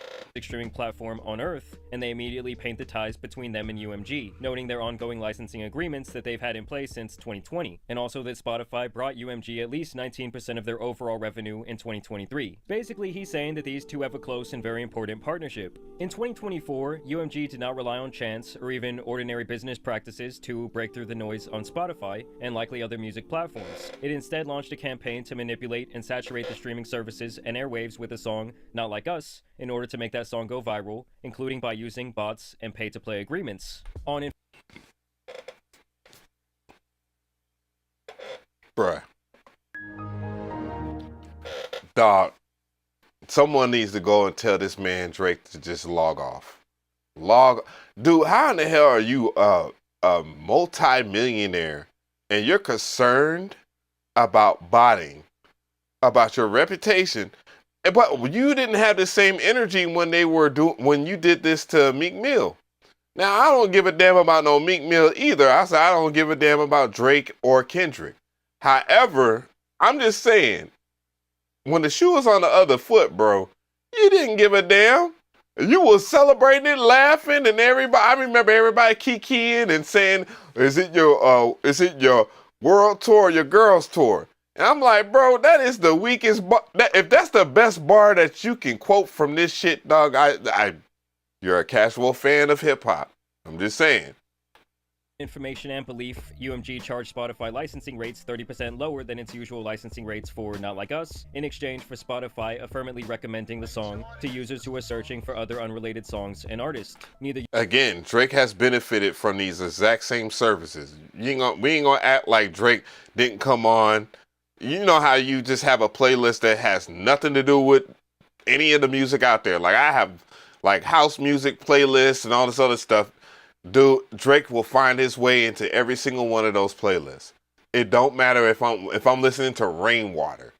Drake got a rainwater track. Something with rain in it with Drake. Like, bro, come on. The UMG nor Spotify disclosed that Spotify had received compensation of any kind in exchange for recommending the song. So Drake is basically claiming that UMG approached Spotify with this offer to make more money off of a hit record than they normally would, or at least to keep a larger percentage of the pie. Do you mind if I take a little sliver? Oh, sure. Oh, beauty. Oh my God. That's from And in Shallow return, all they Hal. had to do was use their platform strategically to run the numbers up by boosting the algorithm for the song in an inorganic way. Drake also We gonna act like people weren't bumping that song from the very beginning. It's crazy. Come on, dog. This song, when I tell you, it was already enough that all of us was shocked that he dropped like 30 minutes after Family Matters with Meet the Grams, with the name correlating with Family Matters, Meet the Grams. Like, dude, are you serious? And then, like less than 24 hours later, he drops Not Like Us. And then we're like, whoa, what? Like, why would you make this man mad? That was my. I remember listening, laughing, and like, damn, dog. Somebody gotta die. Like, for real. And I hate to say something like that. So claims that UMG directly or through Interscope also conspired with and paid currently unknown parties to use quote-unquote bots to artificially inflate and spread Not Like Us and deceive consumers into believing the song was more popular than it was in reality. One individual unknown to Petitioner... What type of reality are you living in, dog? I seen places in Japan playing this song. Dude, hip-hop was alive and well. Come on, man. Crazy. Revealed publicly on a popular podcast that Mr. Kendrick Lamar Duckworth's label, i.e. Interscope, paid him via third parties to use bots to achieve 30 million streams on Spotify in the first days of the release of Not Like Us, with the goal of jumpstarting the song's spread and turning it into a crazy hit on the platform. The whistleblower further revealed that on May... What's funny is, dude, again, I'm pretty sure, let's just say he has a point. Granted. Bots were used.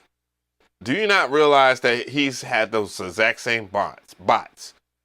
I'm sorry. What was one of his records from for my dogs? Jumbotron? People were sitting there trying to tell me that was a good record. I'm like, bro, if we gotta argue about something being a good record than it being on and we both bobbing our heads to the shit, dog, then it's probably not a good record. You just probably like that you like Drake more than the average person. You know what I'm saying? Ain't nothing wrong with that. But dog, that album was absolute butt cheeks. Me saying this, I got homies that fuck with OVO. Okay? I got OVO homies. I'm just saying. But I'm gonna keep it 100, dog. I would not let that man step out with that album. That album was horrible. 6/2024, an individual affiliated with Interscope sent him a payment of $2,500 via the... This is from the DJ Academic stream that this has already been debunked. Oh my digital God. payments platform Zelle, which is owned by a number of banks, and that he was promised another $2,500 and a percentage of the song's total sales for this initial push. And the popular podcast that they're talking about is actually DJ Academic's live show that he does. I talked about this apparent whistleblower in one of my last videos about Drake, and the guy didn't really seem to have a lot of merit to his claims. So if somebody reaches out to you for 30 million streams, what'd you tell them? How much money? So I was promised payments after, but up front I was promised 5K. They sent me 2.5K, and then I was also promised after the song performed, I was also going to receive, a little percentage of the song, so points on the song. They also, the reason they did it is because they also needed that song to win. It's just hilarious to me. Points on the song is crazy. So you buff up the streams and they're gonna give you points on the song. Get the fuck out of here. That's definitely cap. And I believe, and it was debunked by DJ Academics too. Like DJ Academics said himself that he has people over there at Spotify, and he said those streams were real. So if that's the referencing, Drake, you don't watch your boy, your number one cheerleader. You didn't watch this whole entire stream, or streams, that is. That even in the lawsuit itself, they won't mention DJ Academics by name.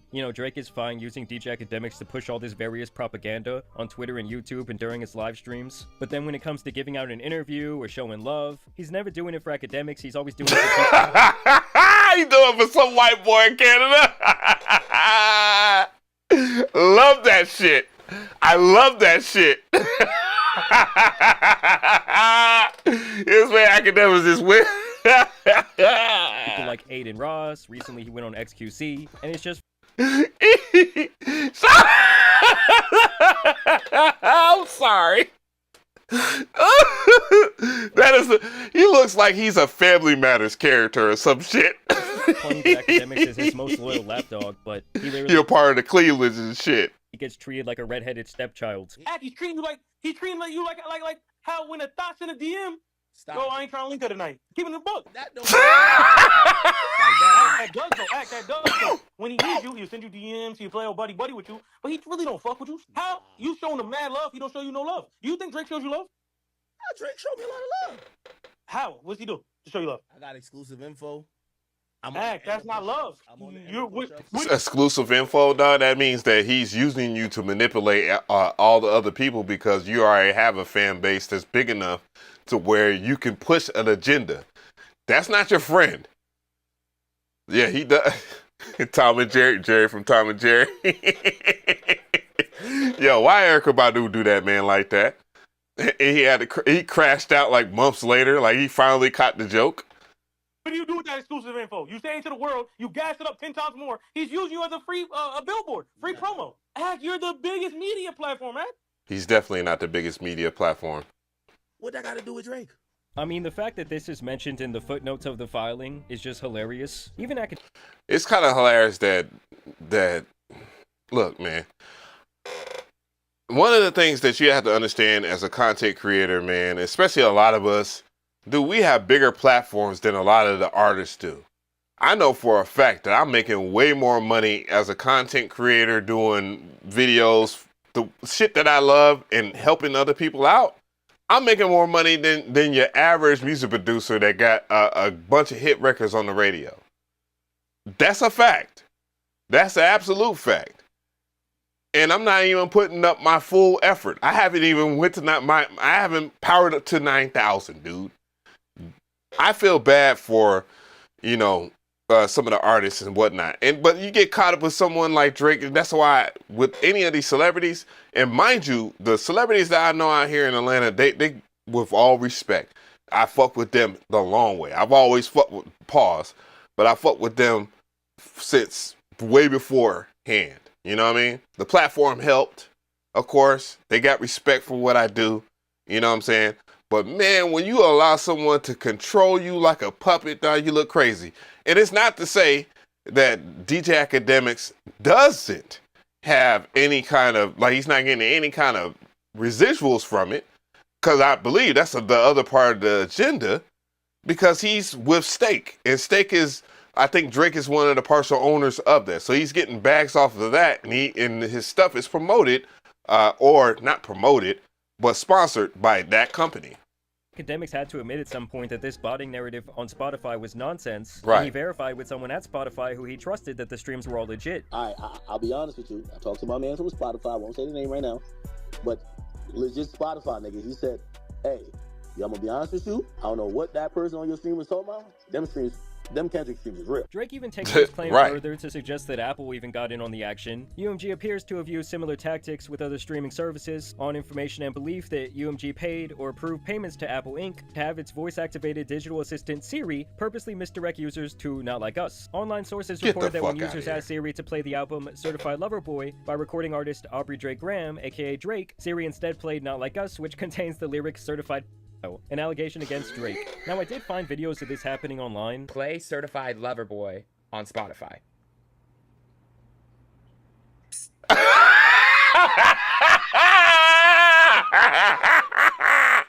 I mean, Siri be like that, though. Man, it just shows you that Kendrick is a genius, dog. That man knew. He said, you know what? I'm going to use that. And it works. It's crazy. That's crazy. But honestly, I would chalk this up to an algorithm mistake. The term Certified Lover Boy is said in Not Like Us, and so Siri took people to that song. You can do this right now with the Drake record. Like today I told Siri to play me Lean In Soda, and it pulled up his song Virginia Beach. And here is where Drake really starts to get into the trenches of being down bad, where he starts crying that Not Like Us was being played on the radio an unfair amount of times, and he even claims that UMG was putting Twitter pages on payroll to endorse the song and the video. Bro, that's crazy. This man Drake, I kid you not, is known for playing wild with bots. Let's just say, in theory, point granted, dude, you're guilty of all this shit. You really are. And now that you're getting a taste of your own medicine from all accounts, man, it's just making you look really strange. That damn stream with XQC, which who the F knows? I think he played Overwatch. And I used to play Overwatch like a mug, man. You know, Overwatch was that shit. You feel me? But you go on this man's stream and act like you're unbothered, but you're bothered. It's crazy. for Not Like Us. Specifically, he lists the Canadian dudes from the NFR podcast. As part of its deal with UMG, the NFR podcast published podcast episodes and other content publicly about the song, like they literally do for almost all major music releases, including all of Drake's. And in a sea change for UMG's internal policy, UMG removed the song's copyright restrictions on YouTube and Twitch, thereby whitelisting the song for the first time in UMG history, which further incentivized influencers to spread the song. He could have did the exact same thing, bro.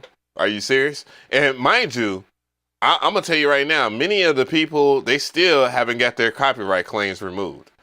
Dude, UMG don't play that, dog. I've been copyright claimed manually by UMG for making a drum line on my MPC, not talking about any damn music that they got on their damn label. This is also another lie, because people ended up getting hit with copyright notices and takedowns left and right for the Not Like Us song and music video. I said that. And to me, even if all of this is true about paying off the Twitter pages and the podcast, it's like, okay, is a label that crazy for paying for promotion? Like, this is something that has happened since the dawn of entertainment. And then this lawsuit lists off the accomplishments and the accolades that this song has garnered, with its sheer numbers as it smashed a ton of Drake's previously held records. And this is where things get extra messy because Interscope gets directly involved. UMG's schemes to artificially inflate the popularity of Not Like Us were motivated, at least in part, by the desire of executives at Interscope to maximize their profits. UMG executives have an annual incentive program pursuant to which they are rewarded for meeting and surpassing sales and profit projections. And guess what, Drake? You wasn't meeting the requirements and you got $400 million. Simple as that. You weren't releasing any good music. So what else are they going to do besides rely on the next person who's actually dropping solid music for them to invest in? Bro, you mad about that? They ain't invested in you. They put $400 million in your pocket. You keep on saying this. Ain't like, dude, I don't really give a damn about, I'm not pocket watching nobody, but dog, when you're talking about the business aspect, man, you ain't handling the business, dog. Just saying. Man, I feel bad for this brother, man. I really, it's sad to see a brother go down bad like this, man, on some real shit. How you up and then you're down bad?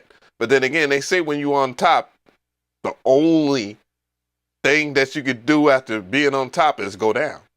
So, among other metrics. The incentives are largely based on the specific UMG division rather than the performance of UMG more generally. For example, the annual incentive or bonus of Interscope CEO John Janik is based 90% on the financial success of Interscope and only 10% of the financial success of UMG generally. Thus, on information and belief that Mr. Janik and other executives at Interscope have been incentivized to maximize the financial success of Interscope through the promotion of Not Like Us and its revitalizing impact on the artist's prior recording catalog, including his first 5 studio albums, which are owned by Interscope. Well, it's like, duh, if one of my big legacy act artists catches the hottest record of the year, of course we're gonna push it. And the thing is, it's not like Kendrick's other albums have not maintained their place on the charts. I'm pretty sure the Good Kid, Mad City has like the longest run on the charts of any rap album of all time. And the other thing is that this is something that Drake himself has likely benefited from time and time again. And Drake has apparently been seeking damages over Not Like Us and has been in contact with UMG trying to work something out. UMG allegedly refused to engage in negotiations.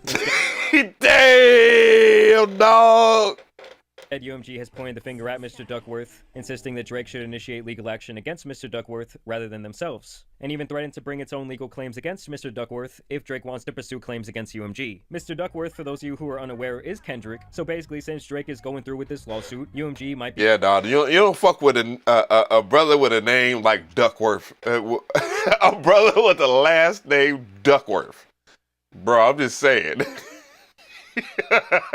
You don't fuck with a man that's named Duckworth. That just sounds like someone that is criminally intelligent. You feel me? I'm just saying, dog, that's crazy. Be investigating Kendrick themselves, which is ultimately what I think Drake wants, is to try and kill these two birds with one stone. Streaming and licensing is a zero-sum game. Every time a song breaks through, it means that another artist does not. UMG's choice to saturate the music market with Not Like Us comes at the expense of its other artists, like Drake. As Drake is the petitioner's sole owner, which is the LLC I was talking about earlier, and the petitioner owns the copyright to Drake's entire catalog, petitioner suffered economic harm as a result of UMG's scheme. I don't know, I just think it's such a pussy move for Drake to do this, because even if he is telling the truth about everything going on in the background. Right. It's just funny. It's given. I'm saying it's given just to be funny, but this is just all it's given is you're a victim. Like this man is playing victim like a bug, dog. It's crazy. I feel bad for this brother, man. He legit is spiraling. This man Kendrick has. These are also things This that he man has been the Kendrick has beneficiary of for exposed Drake in a way that many people are seeing in the public. This brother right here, I feel bad for this man. I do. Because he seems all the way out of his element. Imagine you can't even go outside because the song is that hot.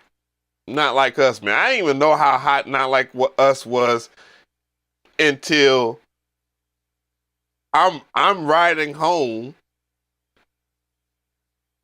and my nephew, which is young as hell, is singing the words. And I'm like, what? decades. Does nobody remember when Spotify would ride Drake's tip and place him as the entire homepage for every single user on the platform? Was that not boosting his algorithm? I mean, they had to give refunds after that shit, it was so bad. It's just crazy that for decades they constantly promoted Drake like no other artist. He is the artist on the most viral playlist. He is shoved in our face constantly. But now that someone else is getting that same shine, it's like his ego can't take it. He's acting like the kid who goes home and cries to his mom and then they sue for assault after he gets his ass whooped, even though he was the one who was instigating the fight. He was begging Kendrick to drop, and now this fool is out here suing people because he lost. UMG responded to these claims, by the way, and they say, the suggestion that UMG would do anything to undermine any of its artists is offensive and untrue. We employ the highest ethical practices in our marketing and promotional campaigns. No amount of contrived and absurd legal arguments in this pre-action submission can match the fact that this fans is a choose the lawsuit, music bro. they wanna I hear. can't believe It's it. been rumored that Drake has been at war with UMG for years, and Kanye was even out here saying things like this. Drake has a rich baby daddy named Lucien and Universal. I knew I didn't get that. I knew I didn't make that up, the whole rich baby daddy thing. I knew I didn't. But the fact that it came from Kanye is crazy. Wow. He's like, like, man, my daddy got it. You know what I'm saying? It's like, my daddy controlled the spins. My daddy got the DSPs. My daddy, Drake has a rich baby daddy. Now, obviously, Kendrick recently dropped his surprise album GNX completely out of nowhere. Like, I'm talking about no promotion, no rollout, nothing. Just here you go, damn. And as a fan of Kendrick, I thought it was really good. It had some for sure hits with Squabble Up and Luther, and it was a cool 44-minute project. I really felt like this was kind of just I'm not a fan of Squabble Up. I ain't gonna even hold you. My initial thought is that Kendrick likely has more coming than this before the Super Bowl performance. The night it dropped, Drake would actually go on XQC's stream, acting extra salty, and this was his initial... Bro, this right here is the defining moment for this man Drake just to be... Man, I felt bad for this dude, right? This man, for him to just pop out of nowhere, cut his hair, all this, like he's getting back on the program or whatnot, is silly. This man just dropped the album and he can't stand it. This shit is hot that people think it's hot. Initial message to the world. I'm Drake. This is XQC, real streaming legend. Me, I do music in case you didn't know. I'm here. As you can see. He's so lame. See, fully intact. Mind, body, and soul. You need facts to take me out. Fairy tales. Bro, I've never seen someone so bothered in my life. Bro, you rich as hell. You rich as hell. You fucking with this dude right here is crazy. But whatever, man. Canadian love. As you guys can see, Drake cut off the braids and now appears to be balding from... Ooh. I was about to say that. Yo, but anyways, by his body language, Drake, brother, know you watch this channel. I know you watch this channel. I know you ain't happy with a nigga. Some of my homies over there, they acting funny because I did a documentary or two that was in the favor of Kendrick. It is what it is. I've done plenty of stuff for you and all that stuff. Bro, when you out here like this and you try to act like you unbothered, you look mad unbothered. I mean, mad bothered. Just in your body language. You got sometimes, man, you got catalogs and catalogs of music, man. Let this man have his moment so you can then have your moment. Get up out the way. Just get up out the way, my brother. I'm saying this from the bottom of my heart, not clowning, none of that. You just got to get up out the way of people sometimes, dog. Ain't nothing going to take away from what you have done, what I've listened to and thought was fire. I was just listening to Take Care. what was this for? Thank Me Later. I was just listening to Fancy. I was like, bro, this was one of these records for real. Because it was on T.I.'s playlist. From the stress of this What up, battle, Rico? He would also break down every time XQC accidentally played artists he has a problem with, like The Weeknd or Future. You have to switch this song though. We're real Sixers. We're real Sixers. They're real. Bro, you saying real Sixers, dog. You're not real for saying Sixers. First of all, Toronto has never been known that, man. Y'all, dude, this terminology. And you don't even rock with Quentin Miller, which is from Zone 6. Bro, I hate it. I always hated that you did that. 6 hat. We don't listen to that.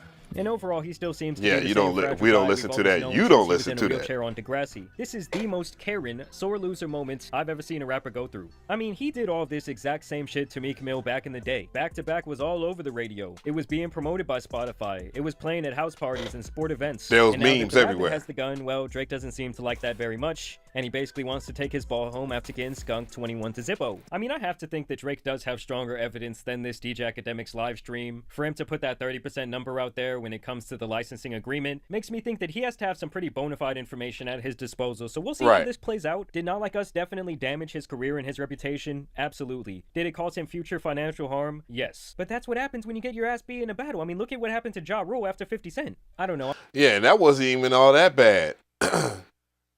Man, like, dude, Drake's, first of all, comparing Drake to Ja Rule is nasty work.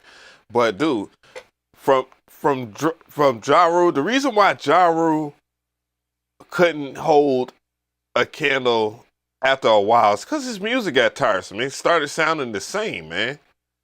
And when you have this exact, and trust me, Drake is heading down that same hole.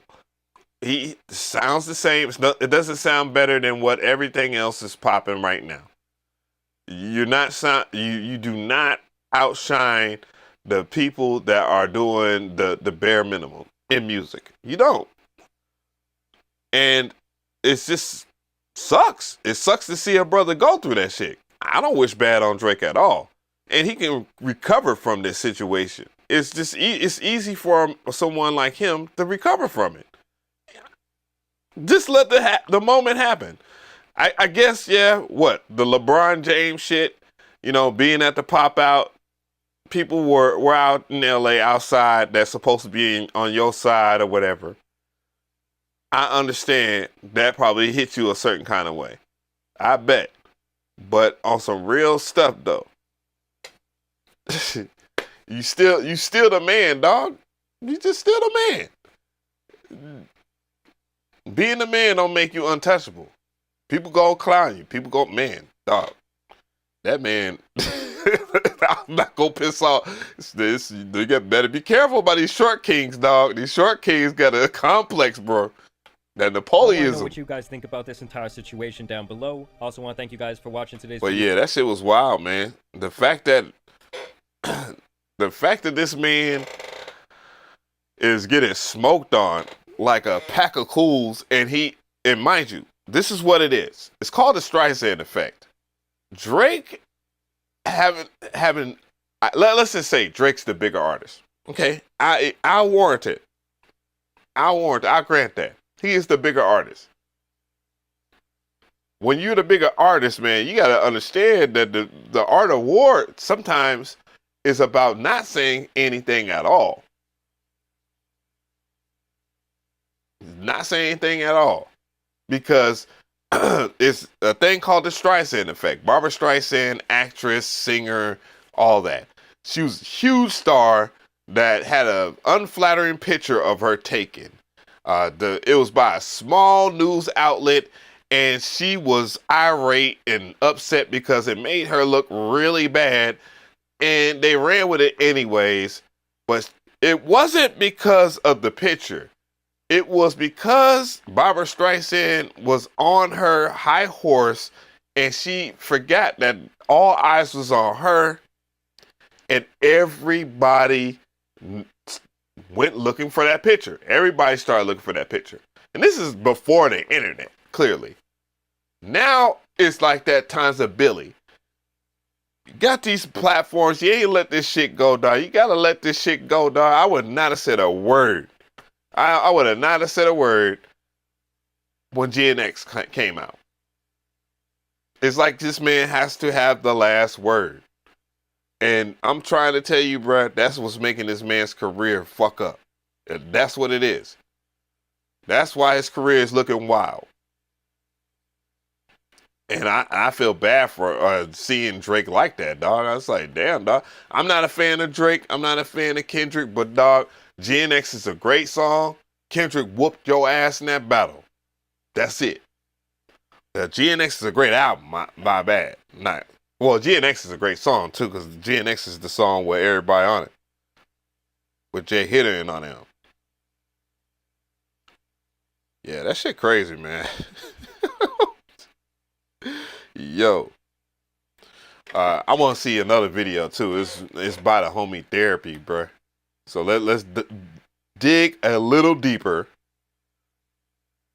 and see what Therapy is talking about.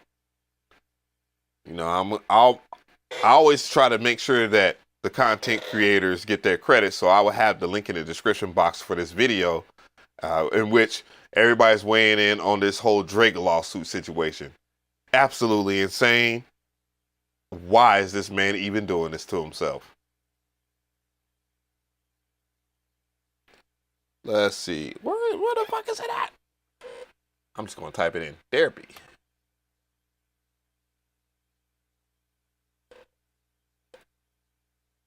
Whoa.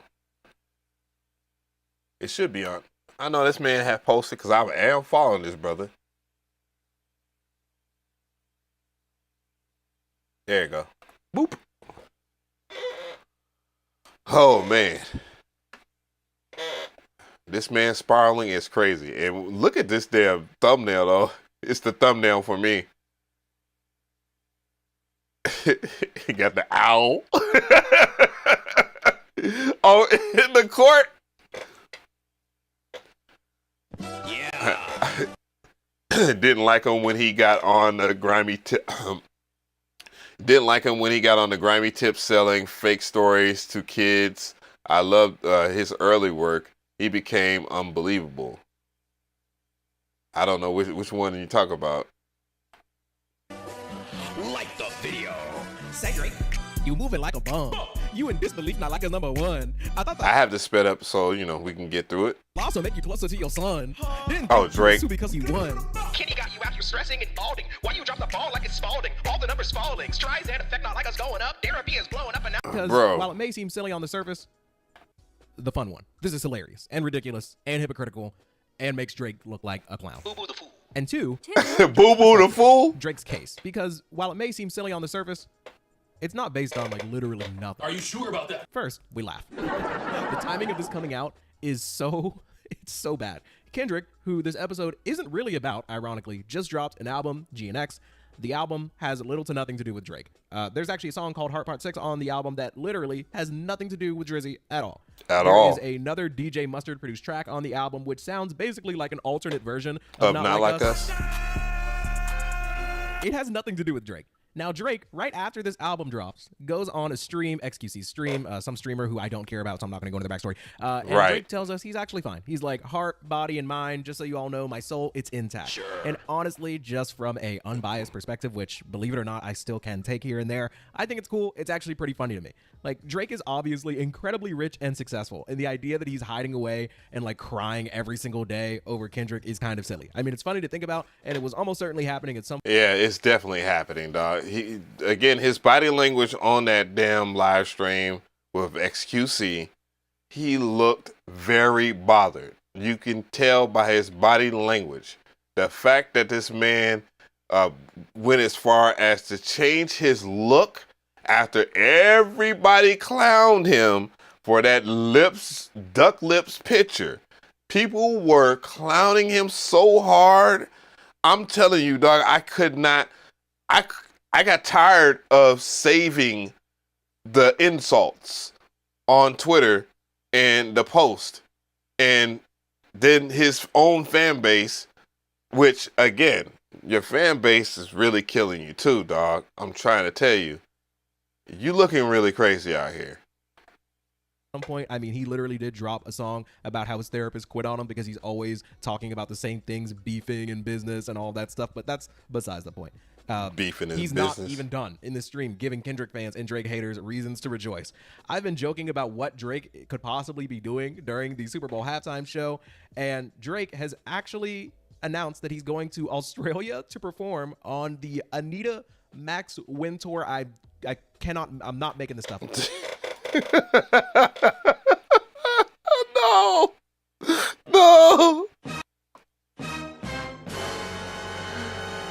Oh no, bruh. How in the world is this man about to go on tour? That's crazy work. This man. Now here's the thing. This man's about to go on tour the exact moment that Kendrick's going to perform. Why wouldn't you think people would connect the dots? Yo, crazy. I just assume in Australia of all places, like this man is going to be in a different, not even just a different country, but a whole totally different time zone. He was trolling, like Drake's just like, oh, everybody's wondering what I'm going to be doing during the Super Bowl when my arch nemesis is performing the song of the year that's just dunking on me. I'm actually going to be on the completely other side of the planet performing. Now, my thing is, I'm like, maybe he's just joking, but also, if you're a big fan of Drake and you're in one of the places he says he's going to perform, why would he just say that? Why would he get your hopes up and then not actually do it? Whether he's actually doing that or not doesn't actually make any difference to me.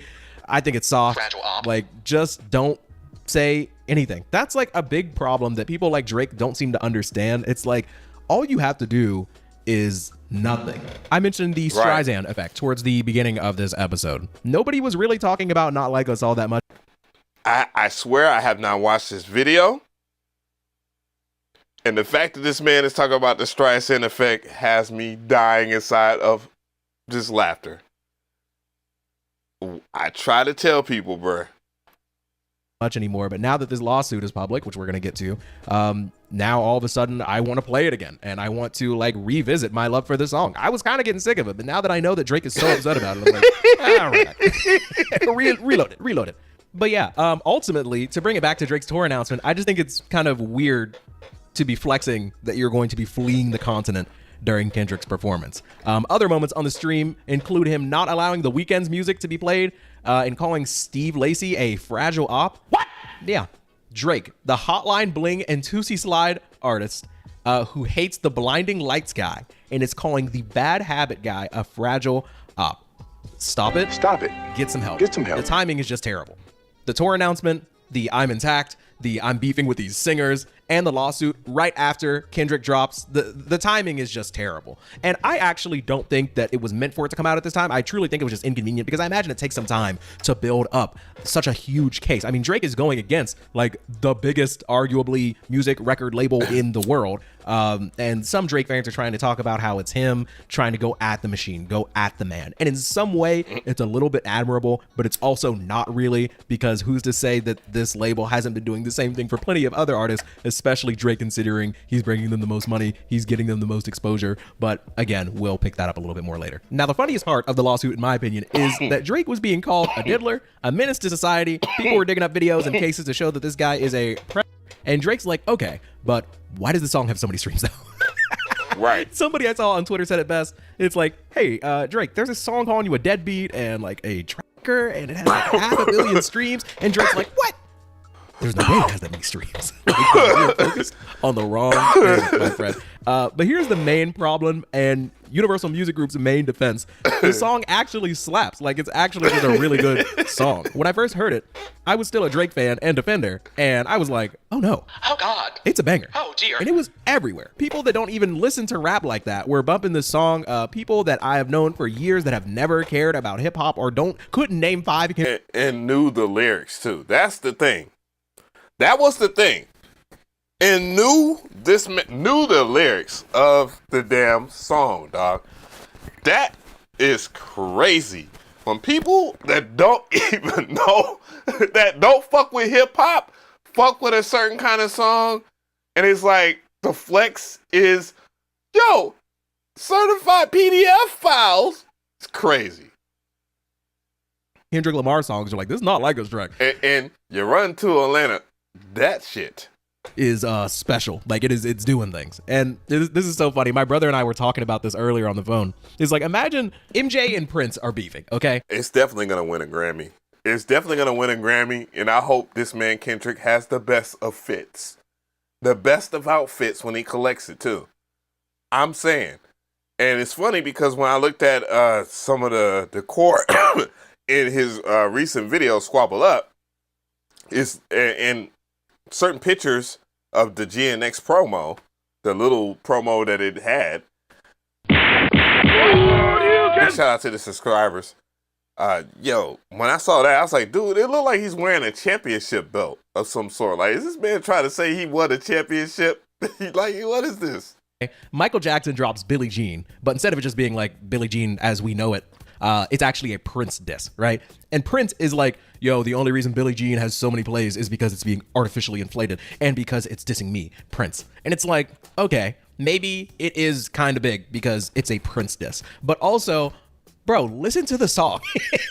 Like, we're talking about a classic song here. What do you mean it's needed to be artificially inflated? You don't believe the numbers. Does Billie Jean need the artificial boost in order to be successful? Did Not Like Us need to be like endlessly promoted or botted in order to be successful? Ultimately, this isn't even about Kendrick or Not Like Us. This is about Drake being upset that his own label allegedly partnered with Spotify and Apple and other services to push Not Like Us, a song that's very mean to Drake, admittedly, to higher heights than it originally would have reached. And we just think that's silly. I think it's silly, but I also think that is very true. It is a high possibility, given the circumstances of what Drake's albums have been performing, and the amount of money that they have given Drake. Again, I'm not trying to pocket watch Drake or anything like that. He's entitled to his money. As a matter of fact, I got much love for the brother, man, because ain't many of us got that kind of money out here. And no, I'm never looking out for it. I'm not looking for a handout either. So that's not why I'm saying this. But it just feels good to see, you know what I'm saying, people be up like that. But my brother, you's got to chill. It just seems like ain't no way that someone like Drake would do stuff like this around this type of timing, around when this man drops an album or none of this, and it not be intentional, dog. So I start looking and thinking to myself, like, what is really going on? Because ain't no way someone would do all of this to help further push another man's album, dog. He brought, between him and Lil Wayne, they have brought more attention to Kendrick. That's why that man Kendrick Lamar just dropped the album, dog. There's no way that someone could live in the man's head rent-free. Yo, rent-free to the point. Crazy. I just don't think there's a very good case for that. But it's bigger than that, actually. I don't think that Drake cares if songs in general are boosted, which many have stated, and I would agree, has almost certainly happened. Playlists are made and pushed to the front of your Spotify recommended. Your face is posted on front pages and in recommendations. Like, that happens to every big artist or every big song that the industry or the label or whatever wants to be pushed. That's why people think that every new artist... Honestly, this is what I think the problem is. Because as long as I've had a subscription to Apple Music and Spotify, Drake has been on the front page, center, with no contest. You're going to see Drake on the front page. And it's still like that too on both of the streaming platforms, or most streaming platforms. But the fact that you got to see your op right beside you, or that he's getting a little bit more shine, that just goes to show you that this man Drake is the type of dude that needs his ego stroked all the freaking time. I hope and I pray, and I'm not even trying to say this to be funny, I hope he gets like therapy for real. Like, he needs that shit. He needs some strong therapy, man, because this man he has an ego and he doesn't even know it. artist is an industry plant, because sometimes there are some people that just get that extra little push. And I was talking about that with $1 Million Baby. So there would be this thing that would happen if you go and search any individual song on Spotify and play it, because you don't have anything else in your queue, Spotify will just automatically start playing the next song that they think you want to hear. And for a while, no matter what I listened to, $1 Million Baby was always the next song played. $1 Million Baby is For a crazy. little while, Not Like Us was doing the same thing. And this happens every time, like, the number 1 or number 2 or top 5 song plays. It was happening when Taylor Swift came out. Like, these things just happen. And it seems like Drake has now found issue with it because the song that this is happening to happens to be the song giving him emotional boost. And I just think that that's kind of selfish. Ocho said Drake wants a new contract, probably $500,000. Probably $500,000. And is this going to affect the negotiation? And $500,000, more like $500 million. Now, this man Drake can get a lot of money for his catalog, dude. Like, you gotta understand, this man for some godforsaken reason was getting way more plays than I think he deserved after a certain while. Bro, I'm trying to tell you, I'm not saying that this man ain't dropped some classic albums. I'm not saying that. But he just has more albums out there, period. He just has a huge body of work. And he's done this within 10 years, because he was just introduced in the 2010s. The 2010s was the last time we saw an artist be the way it is in the industry. The only other people I can name in that time period is the Migos. It's kind of selfish and hypocritical. Everybody accepts that the popular song of the moment is going to be pushed. People just accept it. Drake has decided to draw the line now that the song being pushed was calling him an OV-ho. And I actually, I get it. I understand. Drake's perspective is, this is my label. This is kind of like the second part of our conversation here. This is my label. They pay and support me. They're supposed to have my back. I mean, as well as having Kendrick back or any artist that they have signed back. But in this case, Drake feels like they picked a side. Oh my God, I had like an entire other segment recorded, and it turns out that there is now a second lawsuit, and Drake is actually trying to sue UMG for basically pushing a song that actually was calling him all of these terrible things, like a diddler and a predator and etc. Now, just to be clear here, Drake is not blaming Kendrick for making the song.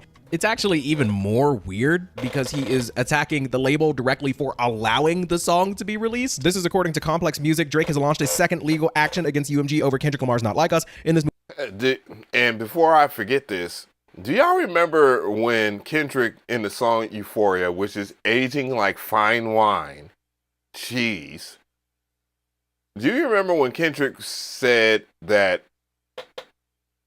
you don't like the song like that and that you're suing? Cease and desist on the Like That record. You don't like that record? Bro, all he's saying is basically, this is really happening. You can't even deny it no Drake more. accuses UMG of defamation and claiming it could have stopped the release of a song, falsely accusing him of being a offender. Drake's reps claim UMG designed, financed, and then executed a plan to turn Not Like Us into a viral mega hit with the intent of using the spectacle of harm to Drake and his businesses to drive consumer hysteria and, of course, massive revenues. But Yeah, here's he the thing, definitely should have Drake made better is also songs. being paid and financed, and he is signed through UMG, and he released Family Matters, a video and song where he talks about Kendrick being like an abusive person towards his lover, like his romantic partner. How is that any more or less harmful? I mean, like, the amount of harm is kind of subjective there. I mean, one could very easily argue that, like, saying that somebody's a danger to children is way worse than being abusive to their spouse, but, like, still, it's just such a weird thing to kind of try and set a precedent for, because it's like rappers can, like, make action. And you know what's crazy? The other thing that I'm just going to add in here. Dude, you lost. It hurts and all that. But, man, if you would have lost in clean strides, meaning, you know, congratulations or whatever, or, you know what I'm saying? Whatever the case. Even if you just chose silence. People still have respect for you. They're losing that little respect that they had for you because of these things, the way that you're moving right now. If it ain't by some way of conspiracy to actually, like, y'all really fuck with each other, but y'all really just, I'm scratching your back right now type shit. That's a reach, but dude, I'm gonna tell you right now, man, you just look totally insane just doing this, bro. I give him props that he actually had the balls to do it. Cause bro, J. Cole gracefully bowed out and apologized. If I was in J. Cole's shoes, there wouldn't been no apology. We friends, yeah, we still friends. But I'm a get in that ass, bro. No Diddy. Pause. But dog, nobody lost respect for you to get smoked, man. Everybody knows that you ain't that. You just make great songs, my G. I got mad props for you actually going into the battle. Period. I'm just saying. Not anymore. That little respect I had is lost, bro. This shit looks crazy. He gonna find out that he gonna find out because he's on the internet so much that people just really are losing. Like they despise you, bro.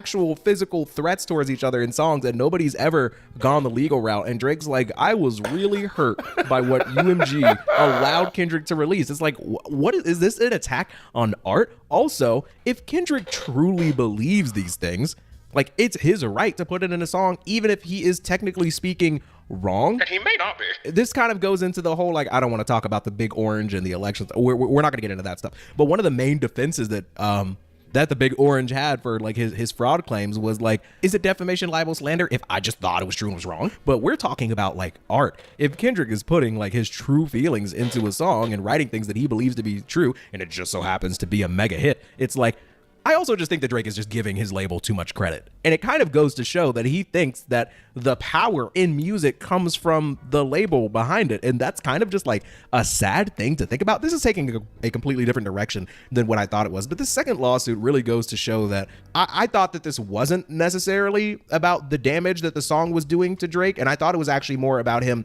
attacking the label. But now he's saying that, oh no, this is definitely about the specific things said in the song. And the fact that the people upstairs even allowed the song to be released at all. This also basically confirms that he did try and get the Like That record taken down, also with the cease and desist, in my personal opinion. But yeah, this is... Bruh, I just said that. I promise you I did not watch this prior to watching this now. I just said that, my G. Carry on. All gotten to a place where it's really just embarrassing. I actually tried to come in here with a good faith argument as to why Drake might actually have a case when it comes to the first lawsuit, right? Because if you believe that songs should not be artificially boosted in general, even though some would argue that that's happening, okay, well, you know what? That's totally fine. If you think they're like, oh, they picked a side by boosting this song, whatever. But now he's saying that the song shouldn't have been released at all. Like, they should have listened to the song beforehand and determined that it wasn't worth promoting. Like, that's such a weird angle to take. It's a little censorshipy. It's almost like if this isn't proven fact, then you're not allowed to rap about it. Like, where does he, this just feels like a snowball effect that he doesn't actually want to go through with. It's hard to imagine that Drake actually wants to do this, because if you're saying that people shouldn't be allowed to rap about things that aren't 100% fact, you got to delete half this man's catalog. Family Matters has to go down. The Heart Part 6.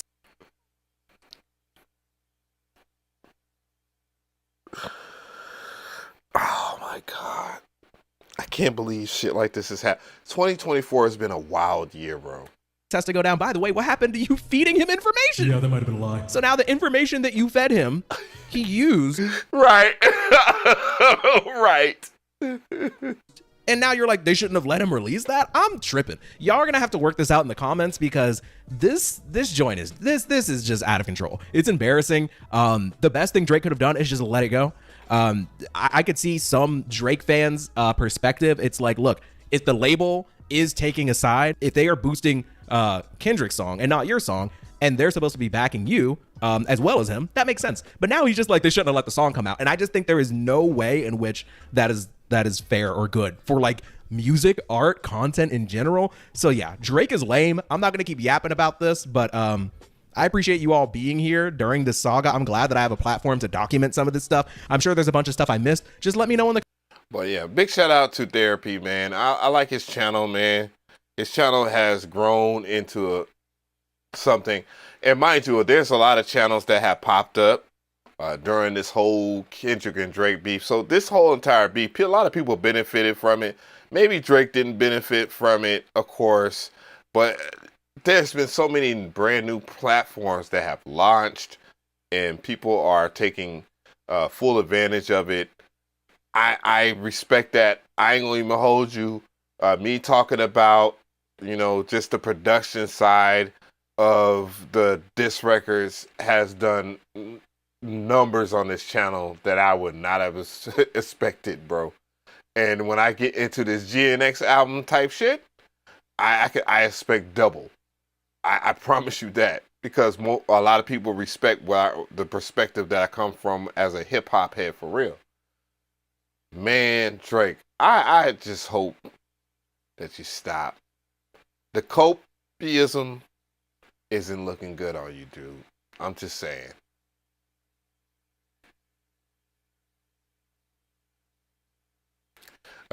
People say what you said. They have been boosting songs since they've been put out. YouTube on everybody's phone. Oh yeah, I mean yes, the industry in itself has always done some type of something. And for Drake to say, well, man, this is payola, this is illegal, and all this other stuff, dude.